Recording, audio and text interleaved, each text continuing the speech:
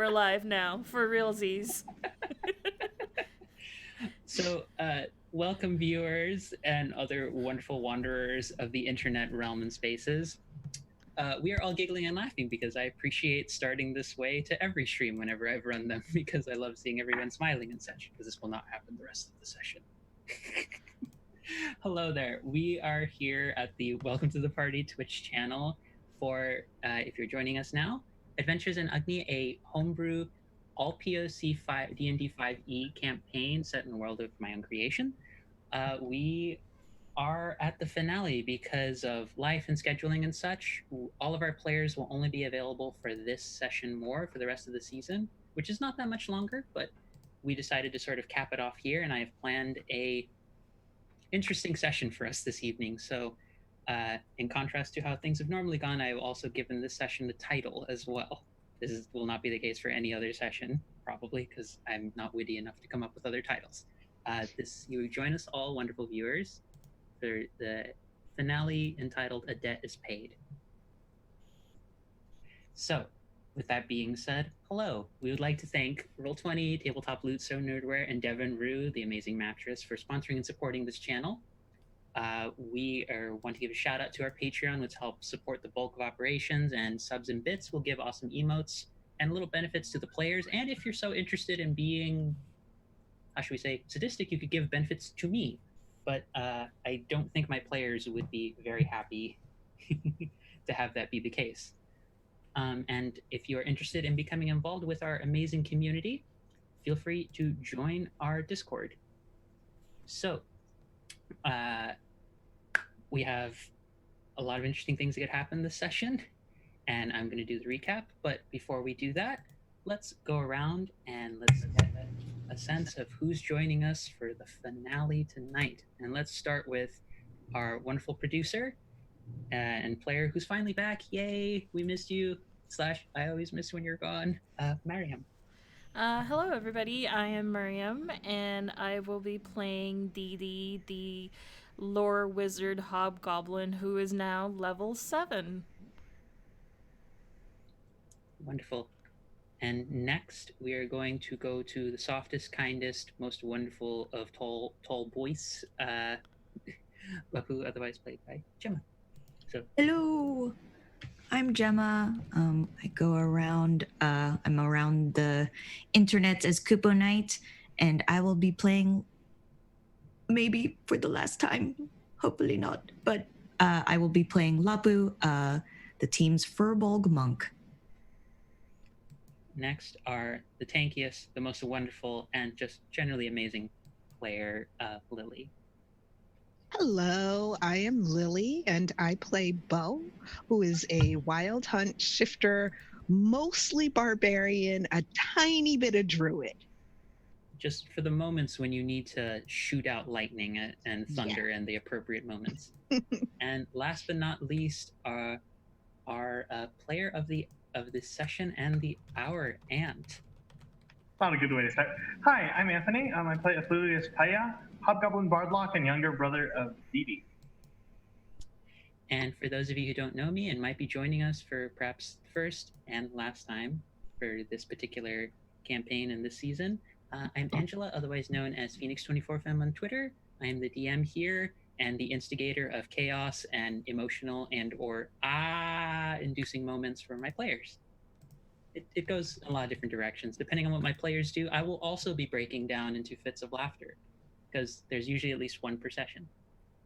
But intros out of the way, let's do a little bit of a recap to sort of situate everyone. Yes, that's the appropriate reaction. Start with the ahs and we'll get into everything else later. So, last our party left off, so for the benefit of Mariam, who was absent for the previous game, they were tired, beaten down, low on resources, and seeing that the ranger camp that they had visited previously was under attack by some sort of fiendish or aberration-like threat. The party making the decision to try and head back into the cave, rest, and not get themselves killed, as I believe were the more sensible courses of action decided, went back in and ultimately gained the support of Camilla, the seer Medusa, an acolyte to Saloon, and I believe it was another, and also her paladin companion Beatrice, the paladin of Aelustrae, and also gained the support of Myconid allies, fungal humanoid beings who came to the aid of Camilla. But in addition to this, the party decided to join in after receiving some healing that was prompted by Baya after checking in with the party and making sure it was the decision that they wanted him to make, decided to call in a favor to his patron, who agreed with no strings attached to provide entire regeneration of his health, his spell slots, and give the party a chance to recover partially. The group made the decision to use the Myconids and Camilla to frighten off some of the fiendish invasion, and a skill challenge was initiated where the party did their best to try and succeed in getting as many creatures and individuals out of the camp as they could. They managed to deal with a pair of cultists who, though somewhat druidic in nature, seemed to change their physical forms into a fiend and an aberration. Dealing with those and succeeding ultimately in the skill challenge, they managed to save a majority of the camp, while also receiving some sense from scouts that had returned prior to the onset of the attack that these cultists, who had been noted earlier defiling sacred monuments to Melora and other gods of the wild nearby, had headed in the direction of a familiar place, of Melora's blessing, of the larger home of our furball monk, Lapu. The party has rested, has reached level 7, and has now begun their journey, taken some time, and is now arriving on the edges of Melora's blessing. And that is where we pick up. So, to set the scene of what you all see before you, it's been however much you've wanted to have conversation along the road. We can take some time for that as well. But if there is no interest in that, I can just sort of give you an outline of what you all see that is very familiar to Lapu, but to the rest of you is a bit different than perhaps you've ever seen for a natural place.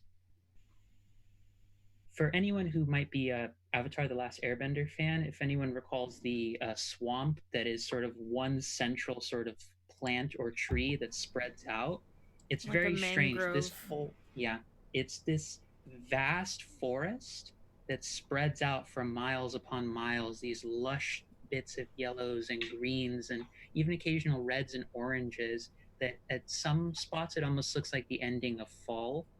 At other spots, it looks like spring has come up into full bloom. And at other points, it almost looks like the dead of winter is set in. It's as though the very forest itself shifts. And it's very strange in that at one moment, you'll look at one spot and it'll be a certain way. And then a few minutes later, the forest will shift. And it's hard to tell whether it's physically shifting or whether it's just magically just shifting around of its own accord. But this whole forest, probably Lapu would be the only one to know this in full. Was said to have allegedly been born from a seedling planted by Melora herself of a single tree whose roots spread out and the leaves and branches form the whole of this forest. It's said that the very region itself is made from her warmth, her tenderness, and her care. And this is where you all arrive.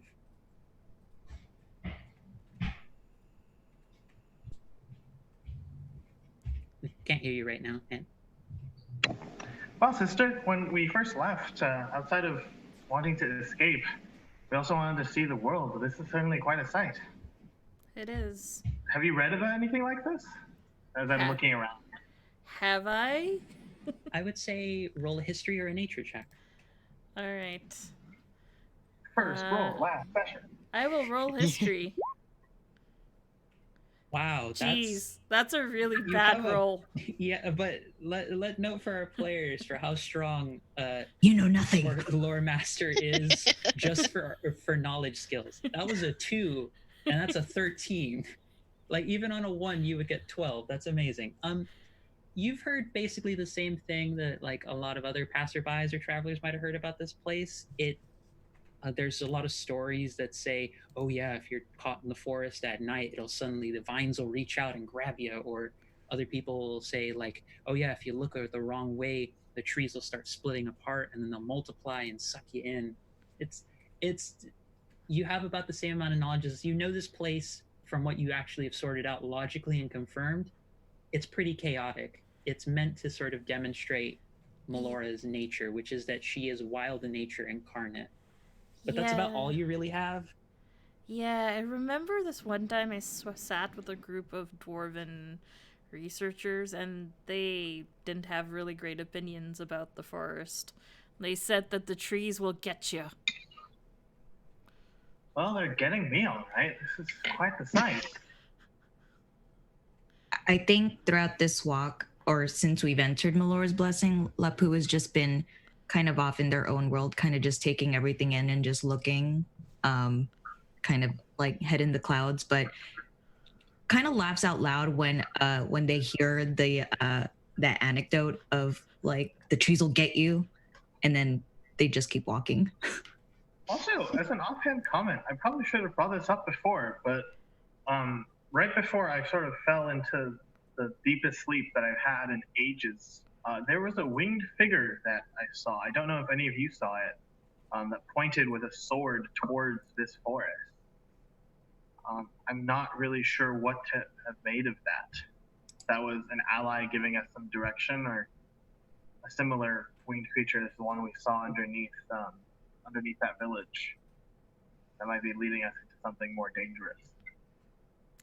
Well, it seems like the gods' emissaries or the gods themselves keep pushing us in directions, and we can either pay heed to it or we can go do our own thing.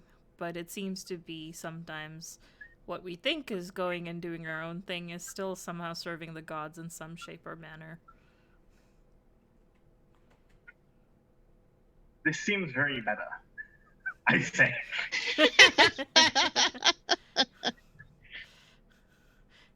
I just There's look What about around. you, Bo? Have you been to a place like this? No, actually. Oh, good talk.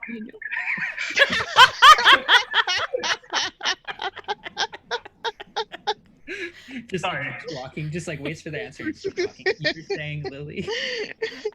I mean, what do you think of it? I mean, I mean, it's definitely an interesting place. I am a bit leery of this. It may seem beautiful on the outside, but I just don't think we should let our guard down here. And Dee Dee actually is slightly surprised and I turn to Bo and I say, I'm surprised that you haven't taken to this place more readily. It seems more your thing, I feel. Yeah, I mean, I am used to being around people. Where I grew up, there were always others like me, and I am, and then when I was in the military is probably too organized a word for what Bo was. It was more like Militia? analogous to the National Guard, a Contingent. little less nationalistic sounding than militia, but yeah, The meaning is carried through. Nah. yeah. I get what you mean.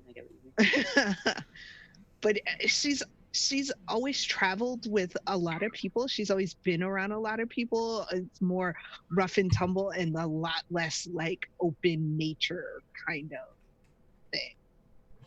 Well, I actually agree with my sister. I mean, your people seem, very prone to constant change, and now the world is matching you. So, in a way, it sort of fits. as I point to like a part of the winter turning into spring. Yeah, I mean, I guess we have been through a lot of stuff, and this is not. I'm not relaxing around this environment. I Oh guess. yeah, if I still had like my familiar, I'd definitely like scout above so we could see further. If But you- my familiar. if- What happened to if your you still familiar? had. Oh, yeah, the remember familiar when got remember when we were helping them do the diversion? I sent the familiar over to make sure that we knew what was happening in the village, or sorry, in the rangers camp before we approached. And yeah, he Can didn't I? last very long. I just remembered. I'm pretty sure Kowa died in the last time I was around. Did I have enough time? Because I know I have enough of the material components to summon another one. You both, I would say, because it's taken a few days to get over here to begin with. If you both wanted to invest the time to resummon your familiars, you could. Okay, I would have probably done I don't that. have the components. Do you have extra components? I actually do. So I say yes.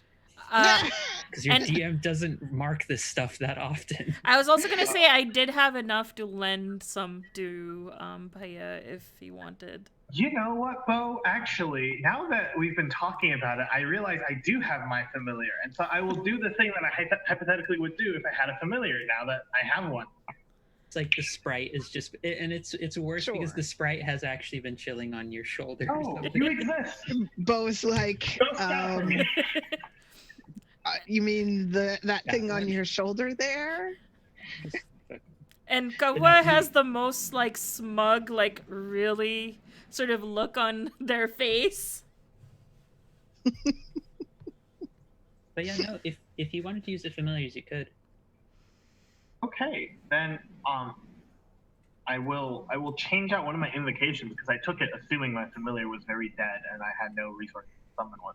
So I'll go back to Voice of the Chainmaster instead of having Devil's Sight. Wait, So, that's yeah, what you're I giving will- up? Yeah, Okay. I will. So much send- judgment. I know, right? Jesus. All right, this Sorry. happens between siblings all the time. I will send Guys this right up. first. I didn't mean to sound so judgy. It just slips out sometimes. Okay, we've all had those moments. We'll let this go. But yeah, Okay. if you both wanted to send out your familiars, you could send them into the forest to take a look. Yeah, I would send Kawa scouting. I just saw like your brain just disorient from like two languages just coming in at that same moment. You're just like, wait, no, can't speak one of them. Damn it. The life of a polylingual kid. Like, wait, is that? No. It's that. No, wrong grammar structure, but right word. God damn it. Never mind. Yeah. If you both of your familiars make a perception check, we can see what happens.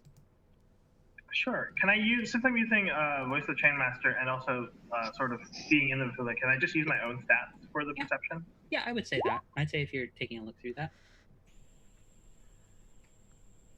Oh, I guess I have to roll something for my scouting, don't I?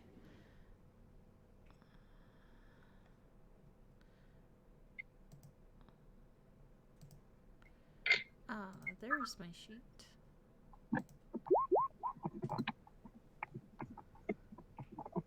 Alrighty, let's take a look. 13 and 17. So, we'll say the comment of judgment, something of a similar flavor, is said in character.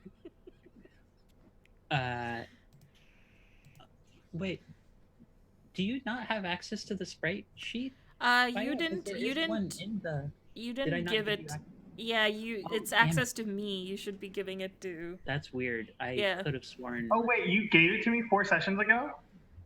And I just No. never had it? Yeah, I think no, because I've seen this on my sheet, but you know what happened? I didn't edit it real quick to include you on that, so you should. Yeah, you gave it to me That's so that I what could make happened. the sheet, and then didn't And hand then, it.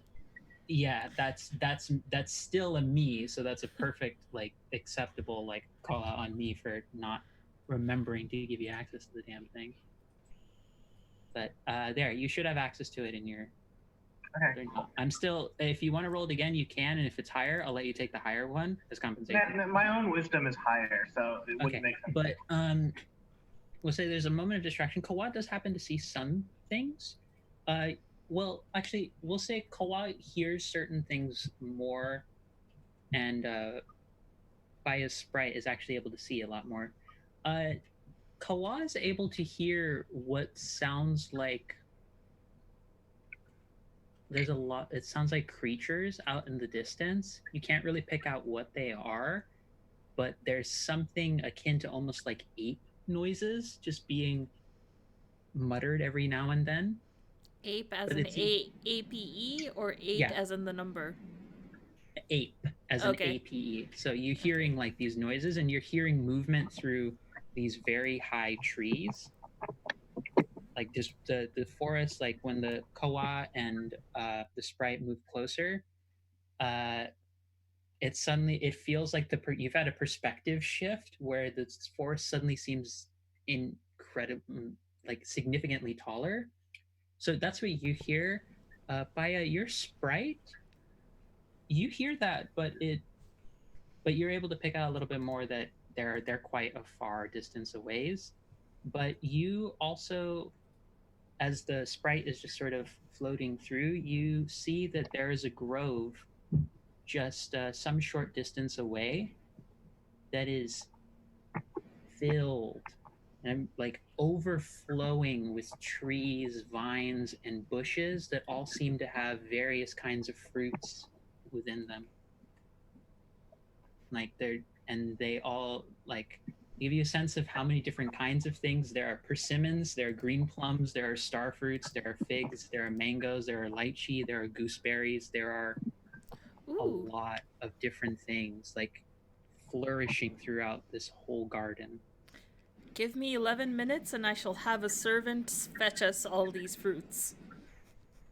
Well, if we're deciding to avoid the forest altogether, then I think it's best for us not to continue. But if we're going and there's this cornucopia of a free farmers market for us, I feel like we should do the forest a service of actually physically going there. I'm not sure there's the intermediate step of sending a servant 11 minutes one way and the other makes too much sense. But what does the party feel? I can't climb. You don't have to climb to walk through a forest, sister. Also, I don't it's know on what the they ground told you. floor. I don't know what they told you in school, but like forests aren't trees attached to each other. There's space between the trees. Yeah, I think we can stay on the ground. Yeah, they're all on the ground, and it's another thing I'll note is that even through just the sprite's eyes, Baya, you can see there's also beautiful display of flowers just everywhere here. I thought you were going to tell me there's also ladders. No. Why would there be ladders? I Why don't is know. that the thing Natural, you- To help my sister natural climb. grooves in the tree. Maybe there's yeah. Didi, even if you don't want to climb, I want to tell you something that's very important and potentially very convincing. There are also beautiful flowers there. Okay. You seem immensely unconvinced. I was more interested in the fruit, but okay. Okay. Bo's definitely interested in the fruit. She's interested in anything that can be eaten. That is a lot of things. Yeah, I was about to Yeah, say, if you try hard enough, that's a lot of different things. it is. Jem, you're more familiar with this sort of place. Do you think that such a garden would be a good place to find refuge, or do you think it's This a little Jem- bit? Who's Jem? Oh, you're labeled as Jem. Okay, sorry. Lapu. I call you Jem for no reason sometimes, Lapu. That is amazing that like three of us went through the same. Who's thing. Who's Jim?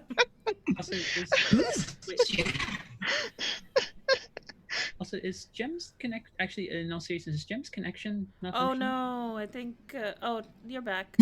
For a second, you There's were a tiny frozen. amount of stop motion going It's okay. on. But I think it's pretty continuous. Okay, can Oh. people still hear Gem talking? And Fine, thank just as they open their mouth. What? Oh, we can hear We're you. trying to sort Yes. out if we can hear It's you. like or if there's it was like cutting in and out What? for a minute. I think it's still cutting in and out is the problem. Except amazing frames There's that like they stop stop 'em. motion things happening with Gem moving every now and then. It's just it's like action movie or Shatnering at like the speed of light. And now I think Gemma's just hamming it up a little. Now I can't tell because now it's continuing. God damn it. Okay, I'll stop. Okay, we can hear something continuous. Okay, so I think we can hear. Yeah, everyone's continuous for me. Okay, and yeah, your sentences are continuous as well. It's just the Yeah, image. it's just the visual that's being a little Okay, spotty. For But viewers, you get to enjoy stop motion, which is a rare treat. yeah, it's people pay money. Oh man, I'll be like a breakdancer. I'll be a breakdancer monk. Wait, is it? That's bossing. I don't think breakdancers do a lot of what you just did. As somebody who breakdances. Okay, I think Anyway, it's Yeah, stuttering. Lapu, how do you feel about this, this fruit garden with also flowers? Oh, there are plenty of these cornucopia, as you call it, around Melora's blessing. So if you don't want to go to this one, there are plenty more, but it's not really something you see in other areas of the world. So I would suggest we go. Why is there no corn? Why is there no corn? Oh, my sprite was just there for like 10 seconds on a flyby. Do you want me to look for corn, sister? No, it's just you call it cornucopia, but I never understood why it's called that when there's no corn. Some of these groves will have corn. It's from some language that I don't know too much about. You'd have to ask the linguist at your school. I suppose so. It's such a misnomer. I appreciate That happens with old languages. I appreciate Did the you fact want me to look for corn or not? No, let's just find some fruit. I send my sprite back, and I start walking to meet my sprite as it's flying back to me. I appreciate the fact that this is the finale of our streamed episode, and like Paya and Didi's like mannerisms have reversed from the beginning, where Paya was originally one fascinated by corn in the first village y'all were in, and now Didi like, I want corn. What is this bullshit? I have not been given the corn I was promised by the words. Words have a meaning. We have a society, goddammit, and words have meaning. Words matter. I'm just missing butter now and salt. Anyways, back on track. No, if the party chooses to, Bo is getting really hungry. yeah, you can carry This forward. is so weird. Like me, right? Me, Paya. This is so cool and fascinating. Didi, my sister. We need ladders. We need corn. We need salt. We need butter. Like you're in a forest. Why do you need these things? Well, corn tastes great with butter and salt. Yes, but you've never asked for these things in cities, dear sister. Because Like, we we've can been- find it in cities. So you just want it when we can't find it? Well, when else am I gonna ask for it? I usually ask for things when I can get them. Like I started. While the siblings are bickering, Lapu, I look Lapu. at Bo and I come here, I'll take you to the grove. Yeah. Yeah. Bo is like, are we And we're just just gonna walking away. standing here? Yeah, I've already Is imagined. Baya Sprite the only one that's gonna see this fruit? And Kawa. Our Like, familiars have found everything and we're just standing there bickering. I know. I've I'm already gonna have imagined my what that sprite conversation- start wrestling with Kawa. Sure. Baya, does your sprite have a name? Not as of yet. Okay. I'm imagining that like that whole conversation thread happened and like Lapu and Bo have just been already walking. They're like 60 Yep. feet ahead of the other two. Yeah. Yeah. If this were like a Yeah. movie or animation, like the camera would be on them, but the audio would be our bickering. Yeah. Exactly. That is a wonderful way of putting it.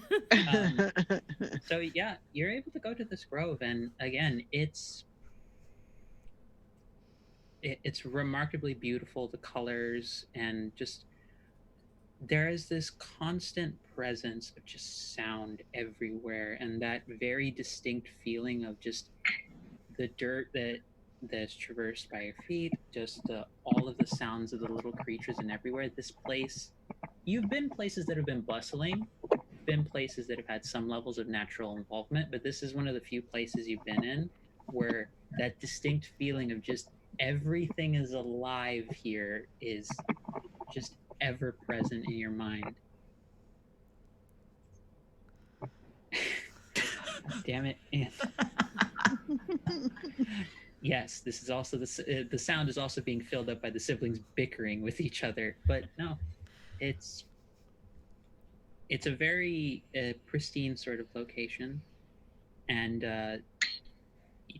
there's just a whole just spread all across here of various kinds of fruits along just high rising trees that some of them you might need some level of athletic skill to reach, but the rest of them are scattered out on bits of vines growing throughout, on little buds coming out of the flowers, and they're all of various sort of colorations. You see lychee, you see passion fruits, you see mangoes. Just it is a spread of various kinds of things. Just With Lapu's height, would I be able to reach some fruit from trees?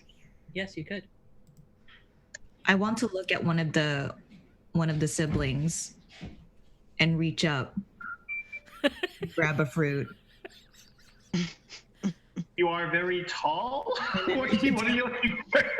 No, because all that bickering about how are we gonna like we need ladders and things, and Oh boy. I'll just be like twitching. Yeah. I'm already sort of got the book open and I'm starting to ritual cast Unseen Servant. And you're like 2 minutes in, and Lapu's just like holding out a fruit, and you're able to like take a look and see it's from one of the highest trees. They're not Oh. super tall trees. Like Oh. the highest ones would maybe like require some like an athletics check or an acrobatics check to get up there, but most of them like Lapu's tall enough that they could reach them. Thanks. Thank I I you. mean, will- it's I just will eat the fruit, fruit. right? Like, can Yeah. Bo just like shake a tree and like, If you all that want out? to, Animal Crossing style, just go. yeah, like, welcome everybody to Animal Crossing To Simulator. Adventures in Agni, Animal Crossing. I just want to know. I never thought this would be difficult. Like, I didn't think this would be this is difficult totally my either. sensitive theory.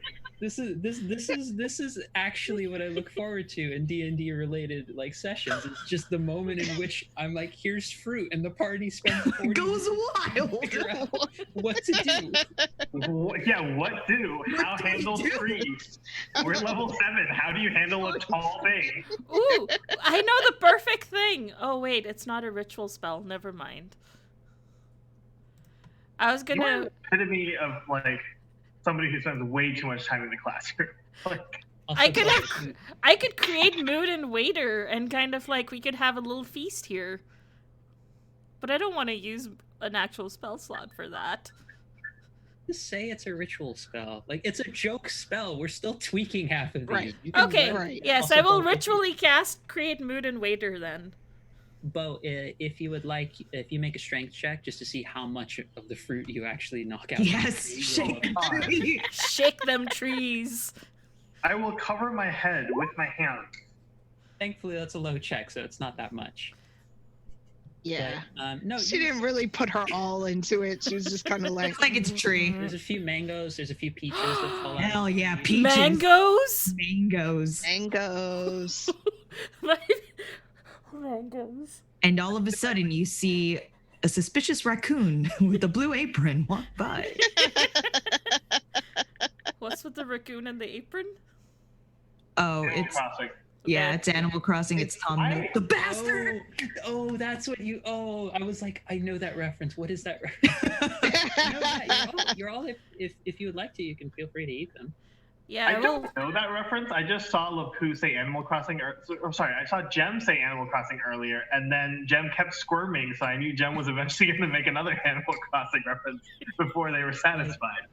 Anyway, you mentioned I- flowers. Are there those lavender crystal flowers that are like magic canceling that we saw several times in the journey? You do see similar varieties, but there are no crystals around them. These ones are just I'll put it to you this way: think of imagine the most delightful level of aromatherapy you could ever put your unnecessary and non-existing expendable income towards purchasing access to. That's Okay. all happening in terms of the flowers and the scents. That was an unnecessarily deep cut for that, but okay.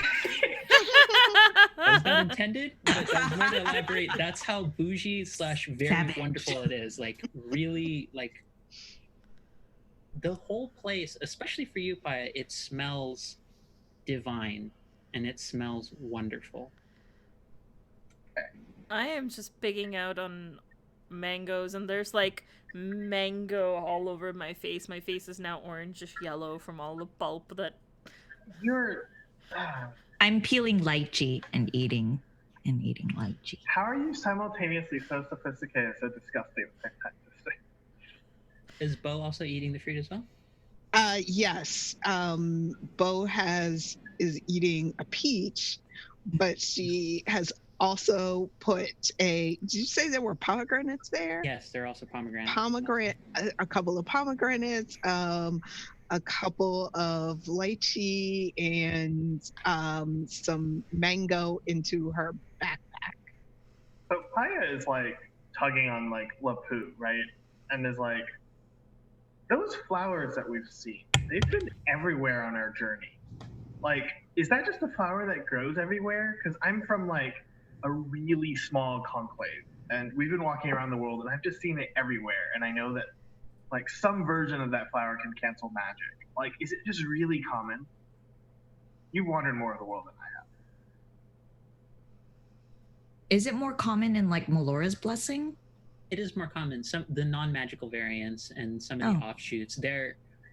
I will say, because this is Lapu's home, you of all the group would know that there is a variant of that is actually said to contain a spark of magical energy and unleash what a academic or a local historian might refer to as a wild magic surge. That there are variants of those that literally collect bursts of arcane force and then deliver a wild magic surge out in an area around it.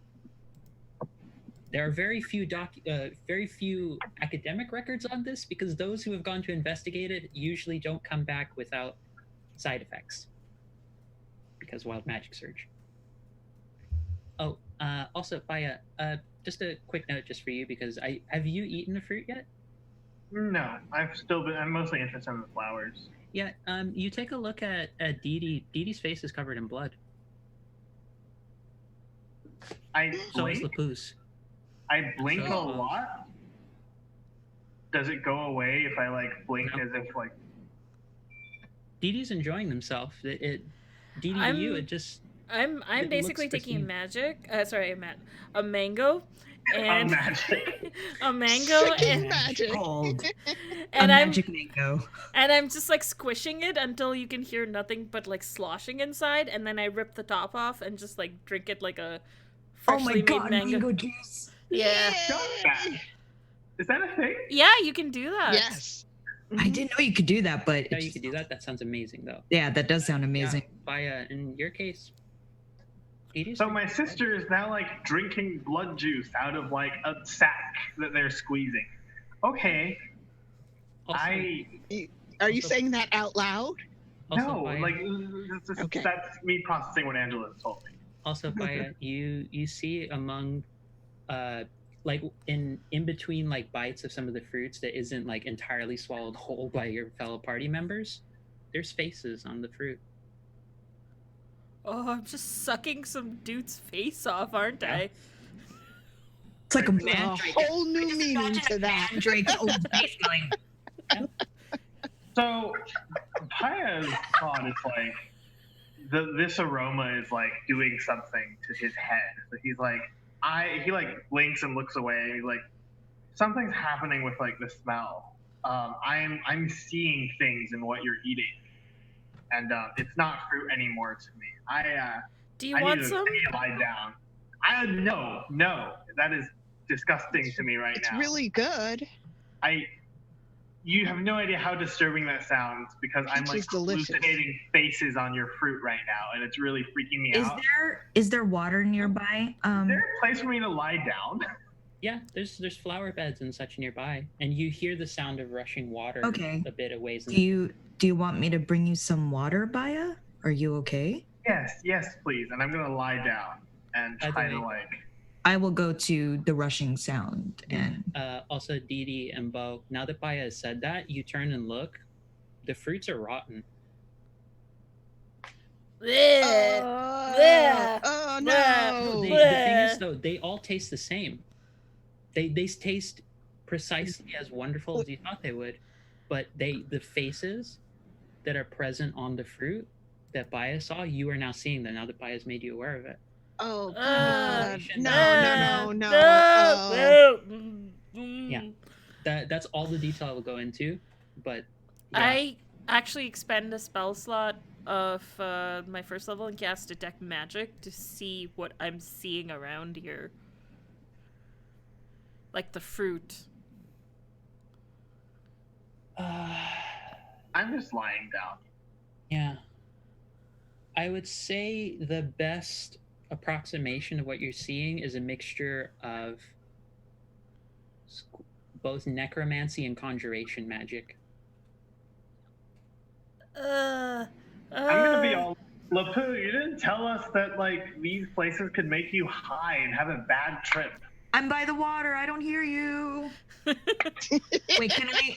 And I'm now running in the direction Lapu is going where the water is while I still have my thing So active. if there's nothing else by the water, I'm just gonna come back with water Well- unless there's something. So, Lapu, the water sound that you hear nearby, Mhm. it sounds like rushing and falling. And as you Mhm. move closer, you realize the trees have parted and there's a long overgrowth. So imagine like the kind of physical outline. Imagine like when someone comes and like puts an arm around your shoulder, that kind of like arc kind of design to it.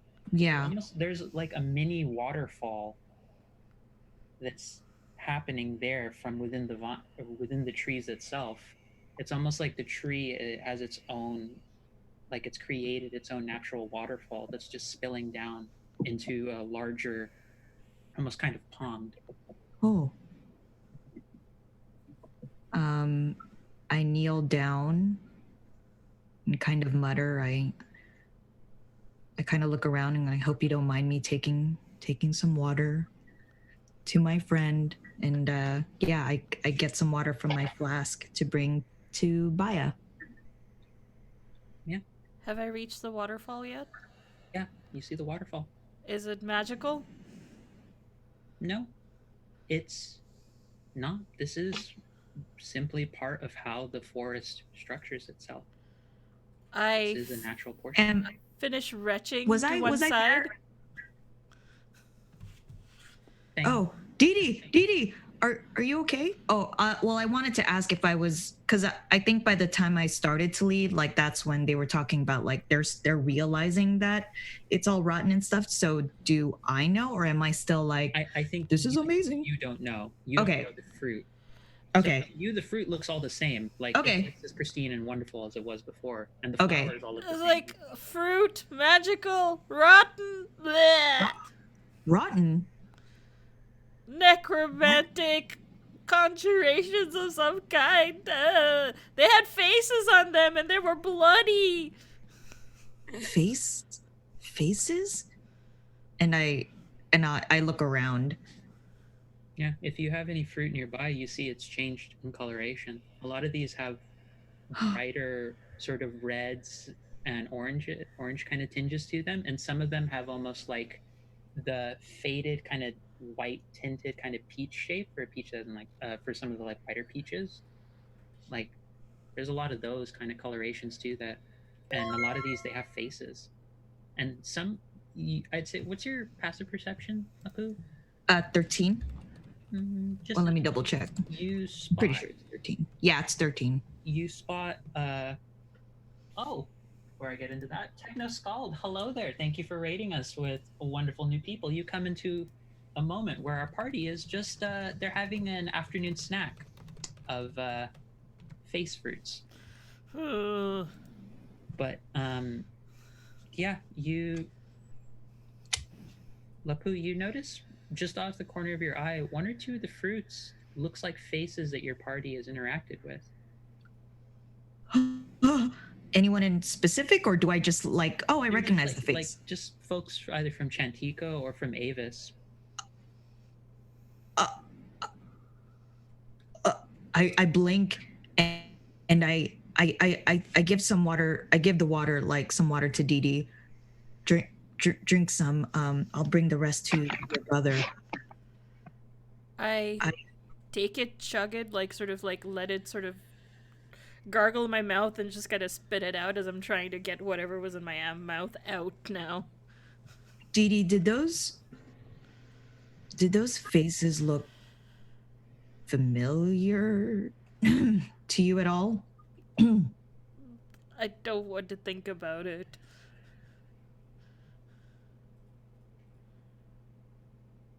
All right, I'll refill. Are you done? I'll refill this water and bring this back to Baya.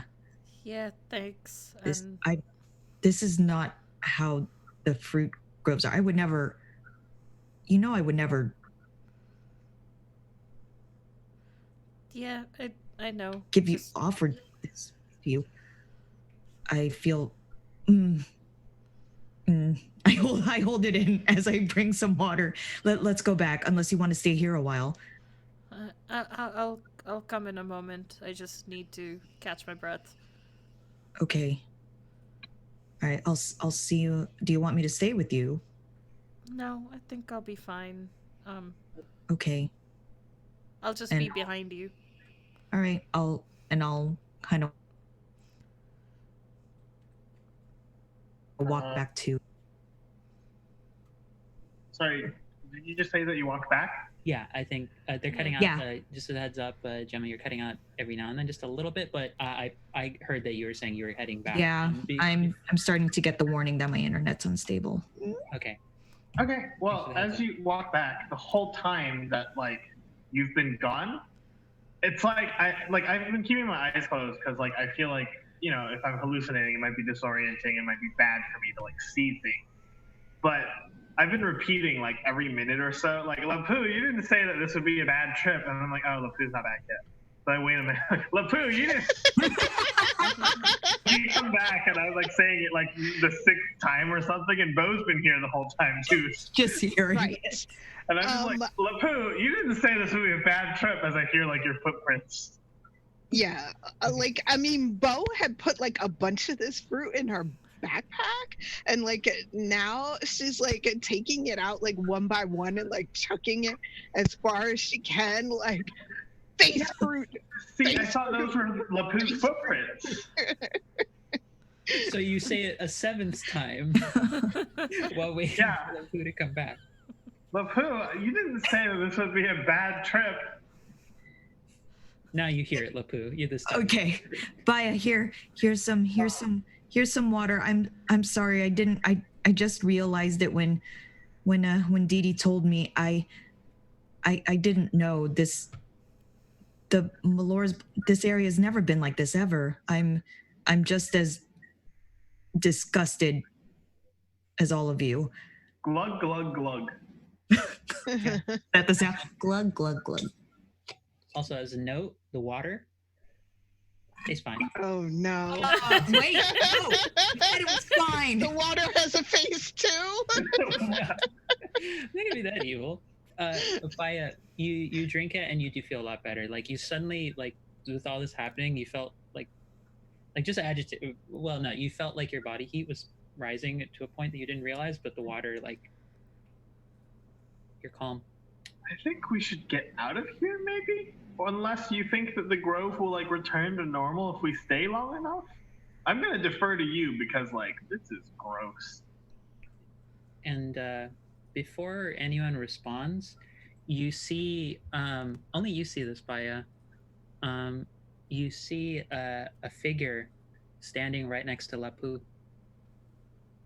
That Who's that? that What? that at first it looks humanoid, but then the shape becomes much bigger, and it looks best way of describing it is sort of a red orangey fur for the first main coating around the closest to the skin, and then the outside layers of fur get to a little bit deeper red and almost black tinge to it. It's sort of like a gibbon, but about 10 feet tall, and it's just sort of like resting there, and you hear your patron's voice. Do you need a rest? Do you need I'm so filled with nope that I am crab walking. I am like, nope, nope, nope, nope, nope. Baya, Punch what's it! Lapu, punch it! Baya? What are you talking about? Baya, what's wrong? It's over your shoulder, punch it! As I'm like crab walking backwards. No, no, no, no, no, I say in response to like, do you want a place to rest?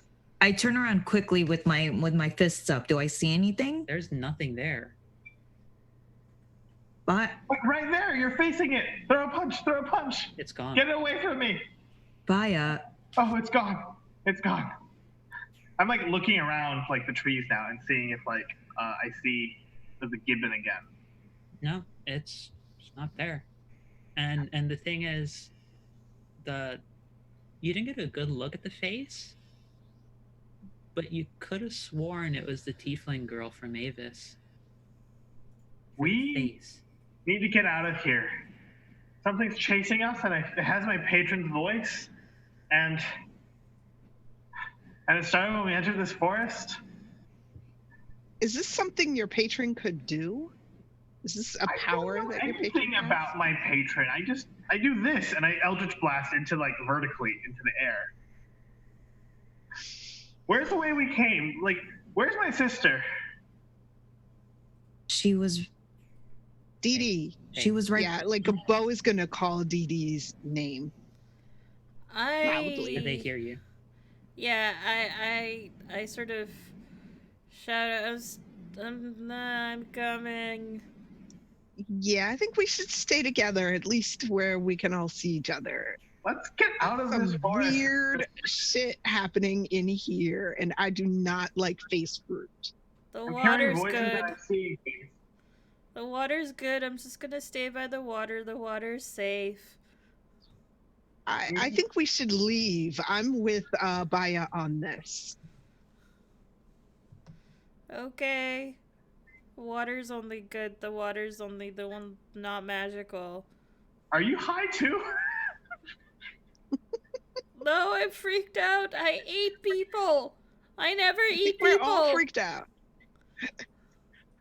And I just ate someone's face like it was a mango. Okay. I was definitely relying on you for like older sibling stability, but I see that was faulty.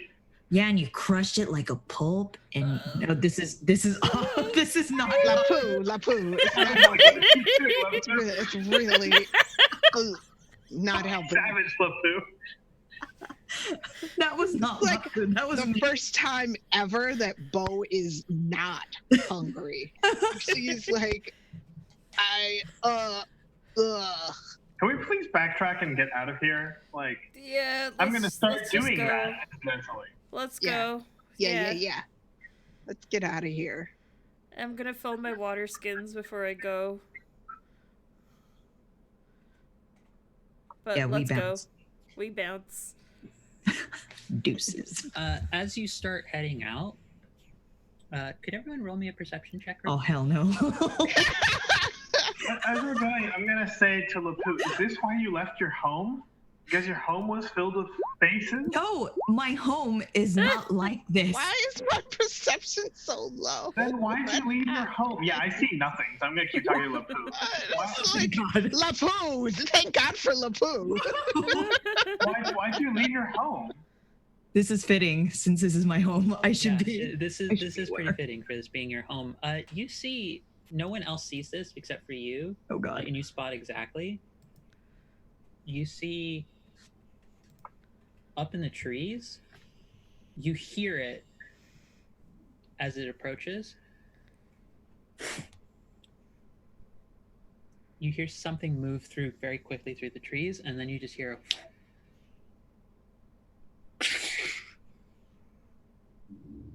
right in front of Bo. There appears to be, how do I best describe it? There is a huge ape-like creature with 4 arms and deep white fur that's spotted with different red patches that is just staring angrily Thank at you. Bo. No, thank you. But as that happens, Lapu, because you rolled a crit, you also hear something behind Baya moving through around the tree line.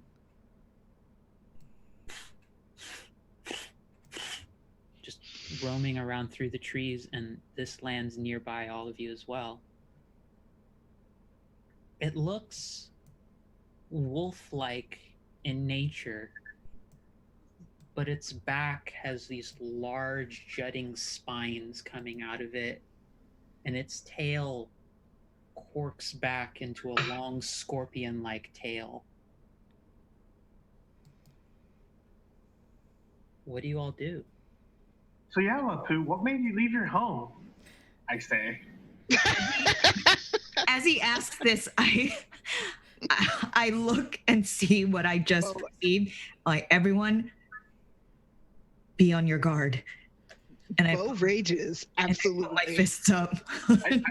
I turn around and I like where I saw the orange like gibbon figure behind Lapu, that position. I turn around where that would be for me and I throw a punch there. I cast mirror image. Okay. A lot of people are doing more sensible things than I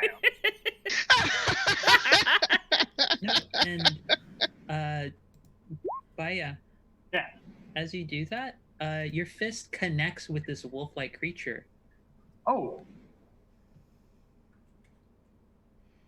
The wolf just kind of like howls, and it stares at you for a moment. Like, it starts baring its teeth, and then it looks like directly into your eyes. And then it suddenly gets this look of intense fear. And it's like its whole body, like it was initially like a.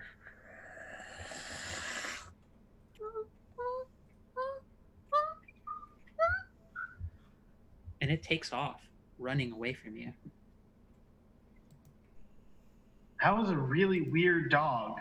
It had like a scorpion's tail. Do you see that? I'm like talking to like the other people. And as I turn around, I notice that there's like a giant white ape. gorilla in front of Bo. And I'm like, oh God. Yeah, Bo, you raged. If you want to take attacks at the gorilla, you can. Yeah, absolutely. Roll your attacks. The gorilla, we'll say that four-armed because craziness. you didn't roll high enough to notice it, these attacks between the two of you are going to happen at the same time. But your rage went off, so you will get the damage reduction from the rage. We'll say that you were able to do that. But His reckless attack, baby. roll them hits. Because I have to remember how does this go?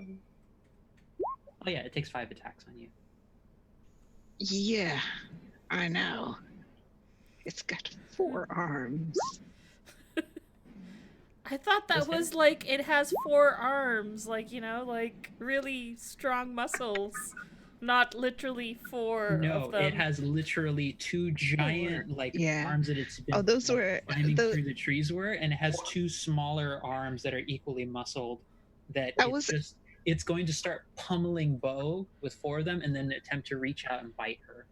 Those were actually the wrong hand axe. Yeah, feel free to re-roll it. I'll still I'll tell you right now, those are all, of those 3, the first 2 will hit, but re-roll the damage for the proper weapon, because I know you're going to do higher with the proper weapon. Okay. But let's see. So 8 plus 3 hits you, which, given your armor class, it's probably not going to happen. That's a 23 to hit and a 12 to hit. 23 does hit. There's another 23 and a 13 to hit. So that's 2 claws will hit you, and then the bite will not hit you. So 2 claws, that's 14 points of slashing damage total, reduced to 7. Okay. And in And response to one of your attacks, it will use its reaction, and you see its whole body gets coated in this carapace-like armor of ice, ooh, protecting it. that's So- an awesome trick, Bo says out loud. So, so So that's 11 8. points of damage, Yeah. 13 points of damage, and 11 points of damage. Yeah. So yeah, that's 11, 15, that's 26, and then plus 11. So that's 37 points of damage. However, it will only take 27 of that, as its armor temporarily provides it with enough defense to block off some of your blows. And as your first hand axe lands on it, the Mhm. ice armor, as it breaks, it spikes into your body and deals 10 cold damage. Hey, that's not nice. I just admired your armor. But How yeah, this thing is rude. already looking quite rough. Right? You're remarkably calmer when raging and recklessly attack it. Like, you were like, oh my god, I'm really scared. Then you went into a rage and you went into a reckless attack, and suddenly you became like an art connoisseur. Like, It's very this is dis- Yeah. Because Like- that's, Bo has a bit of arrogance when she's raging. Bo is focused cold fury versus raging fire fury. Yeah. The connoisseur's rage. It's like the person when they get really quiet, that's when you should be afraid. Okay. Hey girl, nice threads. Why you gotta be rude like that? She doesn't say anything. She just like cracks her fist, and then the guy's on the ground 2 seconds later, and you're like, "What happened? Like, what did I do?" But yeah, no official like turn order in this moment, as there's only one of them, and there are 4 of you. But what do the rest of you do? Because Didi, you got off the mirror image. Lapu, you were ready with your fists. Baya, you took a swing at the wolf, and the wolf seemed to entirely cower away from you. I'm very gonna afraid. shame it. Shame. Shame. As I dull the dead.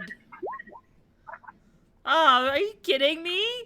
With 2d12, I get a frickin' 6? Well, if it makes you feel any better, it's still pass, so maybe you'll get it again next time you try and do something to it. Oh But boy. yeah, Lapu, what are you doing? Baya, I'd say it's come back to Lapu and Baya's turn as well. Yeah, I'll just get up near it and punch this monkey in the face. Punch the monkey. Punch the monkey. I'm sorry, monkey. Hey, this monkey did a Well, lot if I of hit it- damage to Bo. Like, to be honest, it has 5 Oh, cool. attacks. Yeah, Yeah. Well, Oh, that's a crit. Oh. I'll hit that goddamn monkey. yay! I'll hit the goddamn monkey. All right, that's 8 points of damage on it. It's already looking very rough, as it is. All right, and Punch that monkey. I'll hit it again. Poor monkey. Ooh, It's on like Kong. Wow. such a that- difference. That actually just misses. Oh, One. okay. Oh. It does not have a high armor class. It is a monkey. Not going to have a very high armor class. But yeah. All right, and I'll just use I'm not, and I guess if we do have bonus actions, I'll just step away from him a bit, from the monkey a bit. All right. Baya, Is there your a turn. way for me to position myself where I have line of sight, but there's a tree between me and the monkey? Because that would be a goal of mine. I'd say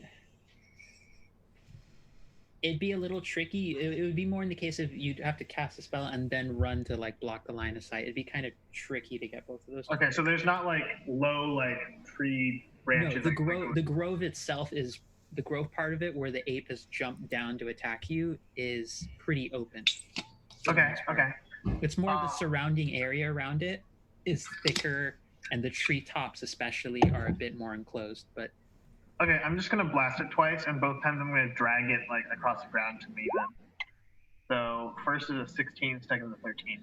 Both 8 damage and 9 damage to hit. Those will both hit, Okay. and so you can move. Yeah, and as you drag it, the creature like turns to look at you, and it has again. It suddenly gets the same exact look of fear that the wolf did. Okay. Like this thing was raging and like frothing at the mouth and like flinging all of these clawed fists out at Bo, and then the moment it sees you and it's hit by the attack and is dragged, it just suddenly becomes terrified. Okay.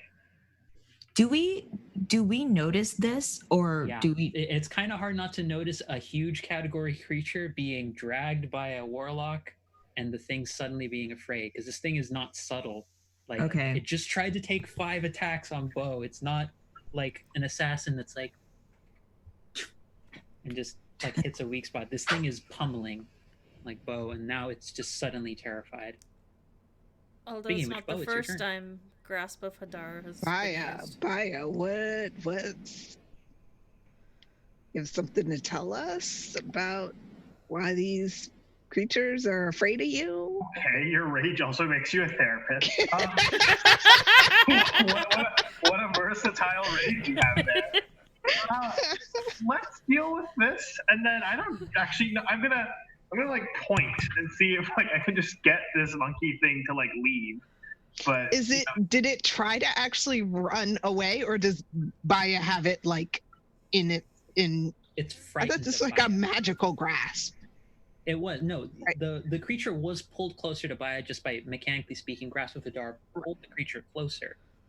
Right, but like Baya, you don't actually have your hands on the creature. No, right. Okay. because Baya tends to stay backline and stay away Sure. from the fray because squishy warlock. I think Bo is going to follow though and try to put the creature down. Like, hey.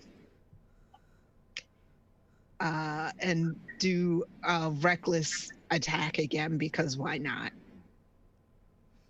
All right. So first attack, does that hit? That hits. It has. I'll tell you I right know now. It has an I armor actually did class that. of 13. Okay. It is. Second attack. That finishes it off. All right. Monkey be gone. And as the creature gets carved apart, you see just a red stone, just like orb, like spherical orb, just fall out of it,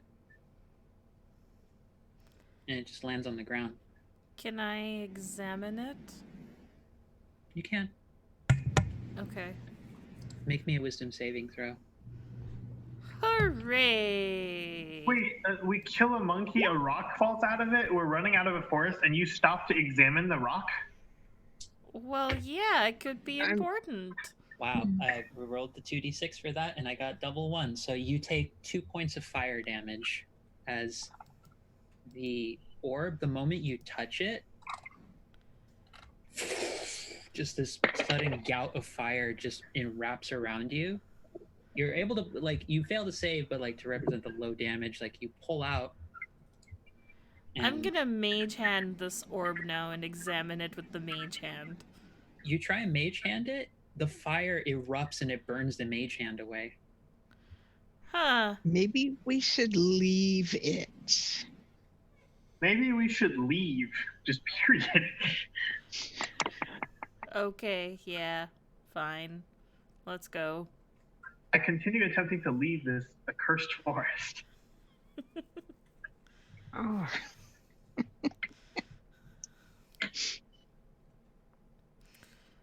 Does anyone No. need some I keep moving. I just start yelling there. No, no, no. Bo, do you need some healing? Sure, I wouldn't refuse it. Okay. I'm gonna cast Cure Sounds at first level. So you heal So 1d6. Apparently, it doesn't actually roll the thing, so. I think because you Hmm. have it set to the card being displayed and not Yeah. the mount. So you'd have to change that manually in the spell card.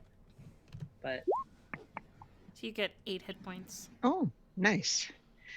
Thank you muchly. yeah, do you folks try and leave? Yep. Yeah. Okay. Which direction y'all headed? Can we hear any more sounds, like animals moving, or The thing is, I don't know? you're always hearing animals moving all around you. Like there is a constant sense of like little crickets and little like birds and little like furry creatures scurrying around. That's constant. Whether if you're asking, do you hear loud Like larger, big yeah, things? like Yeah. And another four-armed gorilla or something along those lines.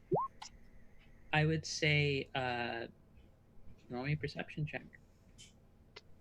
Okay.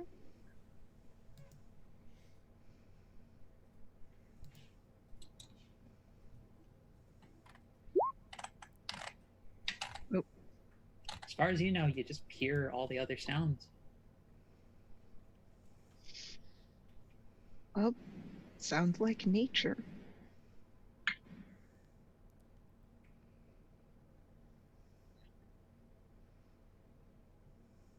An interesting observation. Let's keep getting out of here.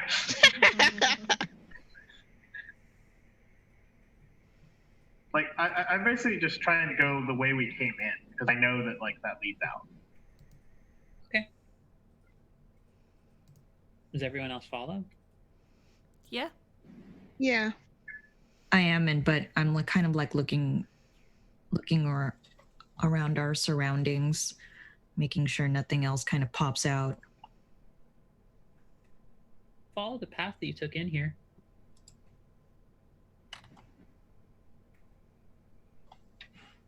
About 10 minutes later, you're back in the grove. Wait. Look, Poop, your home is really weird. It was not like this when I left. Okay, I feel like you keep saying this, but like, what parts of it are like when you left? Like, what parts of it what remain after everything that is not like when you left? There was no faces on the food I ate. Okay, that's what I'm saying. Like, what parts of this are actually like what belongs here? What is left? Like, what about the wolf creature and the four-armed monkey? Like, is that something normal? No, none of this. I mean, the life force, the trees, the life here, yes, that is here, but the creatures, the faces, no. These are not from these are not blessings. I don't know what these are or why they're here. This is Okay, how do blessings work here? You said the trees belong here. If we all hug a tree, will we be safe? Like, are we going to be blessed? Are Like, you mocking tree huggers right now? No, I'm not. I'm literally asking you how your home works. Your home is such a weird place, and you keep saying everything's different and like not what you're used to. So I want to know like what happens when something's not what you're used to. Edie, roll. I would say you. Actually, everyone, roll me a history check, either history or religion. Dee Dee, you get it at advantage for reasons. I'll I could roll at it any again. of these. Well, I'll take that 25. Heck yeah. Oh, religion. Oh, that's not that bad. The wolf creature that you saw, Dee Dee, given your experience with the cult, Mm-hmm. you've looked at you've probably spent a little bit of time looking into similar related materials. That creature is known as a Shusuva. It is an abyssal variant of gnolls. It is said to be among some of the children of a gnoll-like creature that ascended to not quite godhood or deific status, but pretty close, by the name of Yanagu. And this was among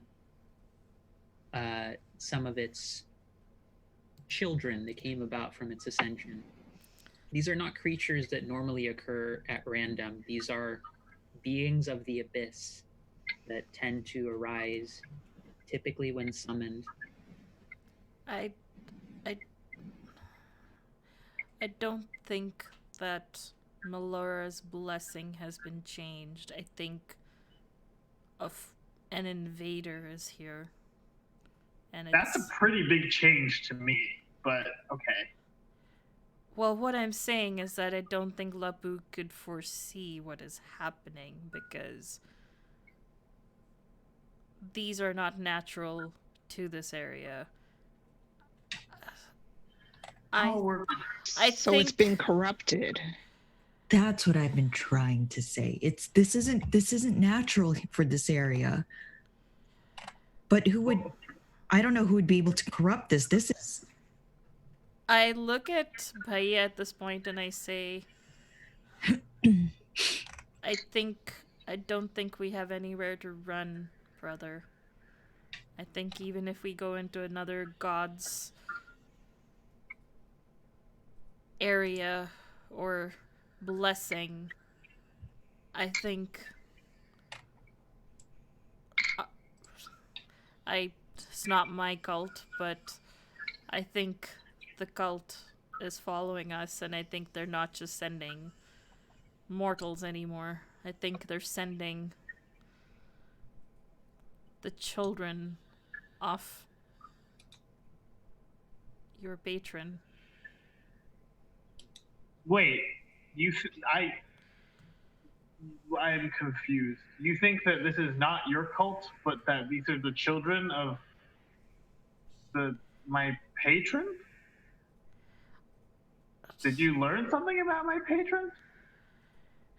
These are abyssal creatures. Okay. I don't know a lot about the abyss, but like, isn't that like a whole world? It is, but they don't just appear here out of random. They are summoned. No, but like, if we went to the abyss, right? And somebody was like, "Oh, you're all kids of Paya," that would like not be accurate. Like we're from the same world, but that doesn't mean like I'm your dad. That's a weird flex. This. We've lost translation of Dee Dee's actual sincere attempts to process, not just saying mechanically what the DM has said. I appreciate you, Mario. And damn it. I'm seem not quite distressed. sure. oh no.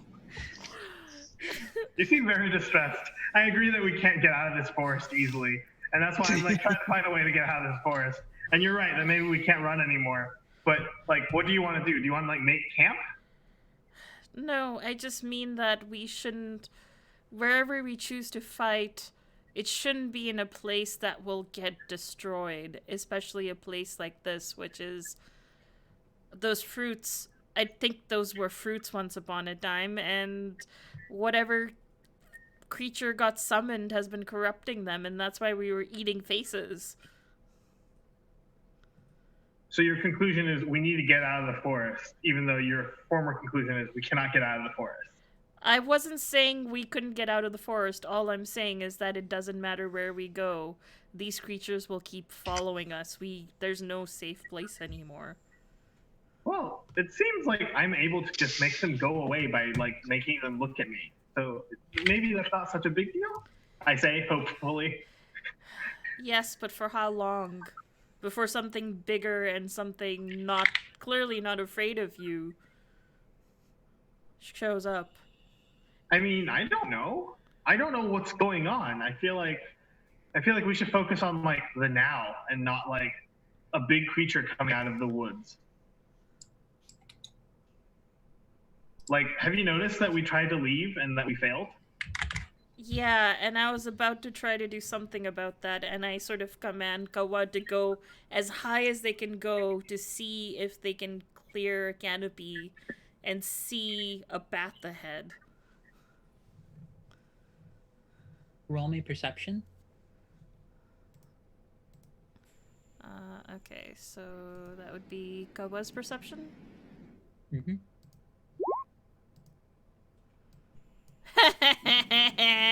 You.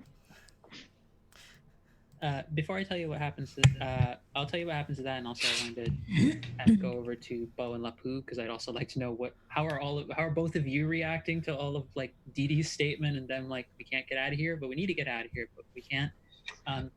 Kawa isn't able to see that much. The most you see is it's just chaos. Like Kawa will look at one point and then it'll look like maybe there's a clear path winding through some section of the forest, and then we'll turn again and it's changed. Like it's like 40-degree, like if you're imagining like Kawa doing 360 look around, Yeah. like they'll look at a 3 o'clock position and then they'll look back and that 3 o'clock position is now at the 11 o'clock position. Yeah, I'm actually sharing sight, so I'm getting also very disoriented as I'm currently blinded and deafened in my current position, but I'm sort of looking at what Koba is looking at. Oh no, my sister's become a bobblehead. I will try to hold her head still. Hold their head. Their head. But I'll say the only thing you spot, maybe it looks like a statue or some sort of monument is a little bit of ways. That's the only thing that seems consistent throughout looking through all those, is that among that same path that keeps rotating, you think Kawa might see a path, and it looks like it's past the waterfall as well, but you can't be for sure. Yeah, I'll respond, but I think how is Lapu and Bo reacting? I'm trying to remember, like, to be a little meta, if when Dee Dee was using Kawa, if Bo is like actually aware that Dee Dee is deafened in her own body. I think you're aware that in their. I think at this point I've you done would it think several that, times where I've leaned on Lapu their- or Bo when I do that. Yeah, so I think Okay. at this point you would be aware that their senses go into that sort of realm whenever they do that. Okay. Because Bo actually does have a question for Kawa, well, for Dee Dee about what Kawa saw. But if Bo is aware of that, then she'll wait until they come out of the So ward do you senses. need to talk to my sister? I mean, I kind of have a question about what they're seeing, like at the moment. I will pinch them repeatedly. I think And- eventually that'll snap you out of it. Yeah, I come down and it's like, Wow. what? Sorry, that was I actually wanted your attention, Dee Dee, but you know, Did you have to pinch me that brothers. Could Kawa see us as they were looking around? hard? Yeah. Did we move, or did only the environment move? Your spot stayed constant. Yeah, it's like Which is to say that whenever Kawa would look at the spot, like they would look at 6 o'clock where where Dee Dee remembers the party being, then the party would be at 9 o'clock. But it would always feel like, in terms of the perspective, like you hadn't moved, but you're pretty certain that's not where you were before. It's like the forest is rearranging itself. Or something. I don't know. Something doesn't want us to leave. But there's a statue and a path that I keep seeing, but it keeps moving. Maybe there's something we have to do here. Or Yes. perhaps even defeat something before we can be set free of this area. I'd prefer not to come up against a four-armed ape again, just because, like, that's like a distraction.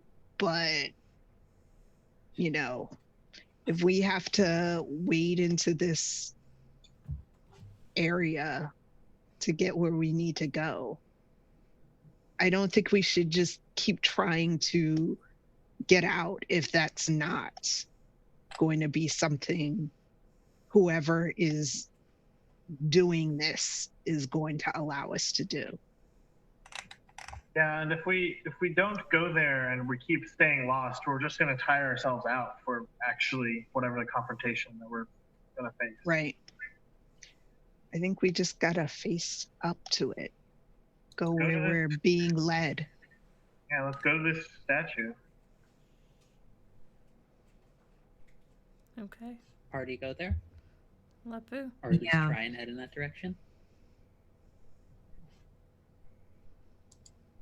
As you do so, there is a moment where it looks as though the only way, from what you can tell looking around, the path leads past. It seems to be almost tucked behind the waterfall, so you would need to go through it in order to try and find your way over there.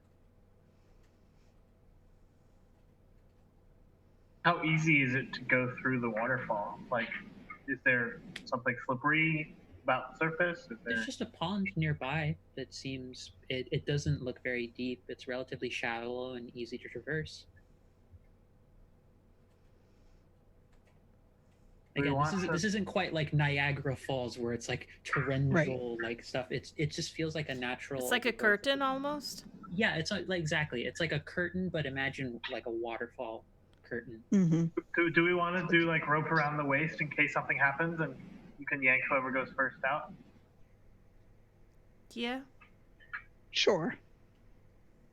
Okay. I tie a really tiny thread around like my sprite and say, "You go first." Yeah, the sprite goes through the water without any issue. Okay. I guess I'll then set up rope. I don't know how much rope we have, but presumably enough. So you have a sprite kite? Sprite kite. Sprite kite. Kite. Well, you attached her to a string. Yeah. Bo, are you comfortable going first after the second after the sprite? That's fine. Okay. I'll tie a rope around Bo's waist and we're all ready to like pull, I guess. Yeah. Bo, do you go forward? Yep. Unto the breach. Sorry. I love you so much. I had to. I love you so much. As you do so, the water is cool, cleansing, and just feels comforting. Like it's a very strange contrast to what the whole of the grove felt like initially pleasant and then terrible with all of the discoveries. This is just, it feels like for a moment you feel within your axes just a crackle of lightning, almost as though there's a connection between your own burgeoning druidic power and the natural beauty and power of this place. But outside of that, you move forward, nothing happens. Okay. Okay. Did you rub your feet on some carpets before you entered?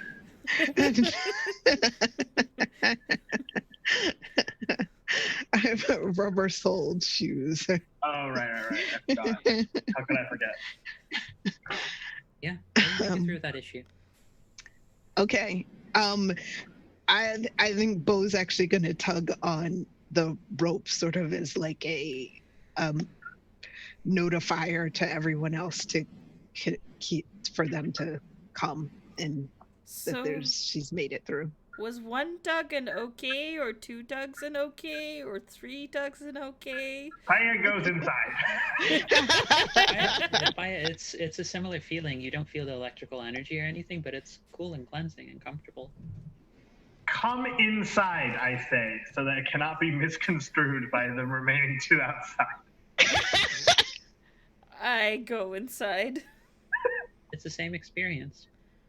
Can I just stay on the threshold where it's just cool with the nice water? You also are starting to get wetter and wetter. Like, it's cool and cleansing, but it is still like rushing water to an extent. You're getting drenched after a while. Yeah, you're getting a shower. Okay, fine, I'll move. Lapu, do you move forward? Yeah, I do. Okay. And as we are approaching the halfway point, we are going to move to be taking a break, but I'm going to leave the party with two last things real quick before we move to break. One, you see ahead of you, it looks as though it's a massive tree with an archway around it, and there's almost like stone steps, but instead of stone, it's like dirt has naturally formed its own sort of segmented sort of steps leading up to the front of this archway opening, with a statue in front of it of what looks as though the very beautiful dark green. It's a depiction of a humanoid figure whose very form, dress, and body, it looks as though it's a mixture of like vines, leaves with autumnal sort of motifs to them, and like major curly hair just flowing through that looks as though it's been overgrown and segments of the statue are broken, but it looks as though this place hasn't been interacted with in a while. And that's what you see as like one of the only direction of the path as you pass through this waterfall. And as we go to break, and as I'm going to do the last little bit of the script before we do that, where is it? There it is. There's that script. Baya, you feel in your pocket, you feel the red stone that fell out of the ape appear in your pocket. Like it's not like it just only just pops into it like a teleport. It's like as after you move through the waterfall and like just if you're casually like passing by, like moving your hands around your clothes, you feel like a little weight in your pocket now, and it's the stone. And that is where we are going to go to break. So as that is the case, for those of you who are joining us, thank you for spending the time this Saturday evening with us. And as we head to break, why not head over to roll20.net/start/WTTP and sign up for your free account today. Over 4 million people use Roll20's virtual tabletop to power their favorite games, and with modules galore on the marketplace, you'll definitely find something for your group to enjoy. We will be back in a short amount of time as the party has stumbled upon a new location. And we'll see what happens at the close of our session. So we'll see you all in 10 minutes.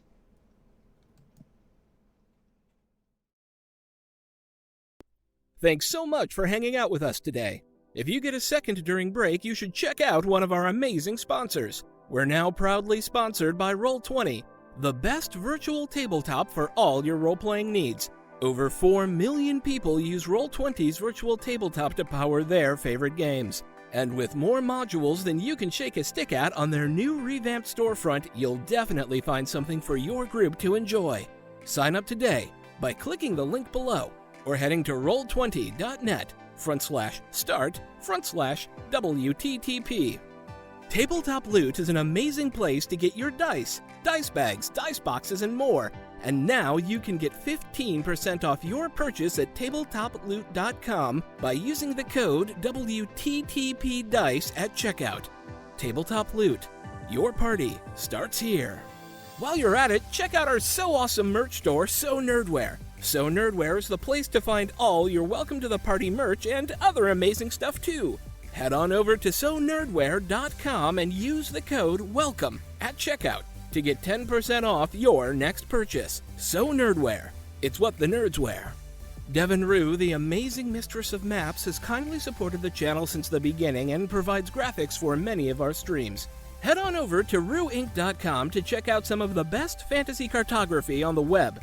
Our Patreon supports the creators and producers of the channel by providing Roll20 subscriptions, cost coverage for video hosting, and more. If you want to support the channel while getting podcasts a week early, gaming articles that are published on Patreon first, a shout out during our break, and more, head on over to patreon.com/welcomepartyrpg and throw us a buck or $5. And last, but certainly not least, help out the party. Subs and bits not only support the stream, But also, every 500 bits or a Tier 1 sub gives a player or DM of your choice a reroll or system equivalent. And every 1000 bits or Tier 2 sub gives a player or DM of your choice a crit or system equivalent. Thanks again for hanging out with us today. The game will be back in just a few minutes. Let's all go to the lobby. Let's all go to the lobby. Let's all go to the lobby to get ourselves a treat. Delicious things to eat. The popcorn can't be beat. The sparkling drinks are just dandy. The chocolate bars and the candy. So let's all go to the lobby to get ourselves a treat. Let's all go to the lobby to get ourselves a treat.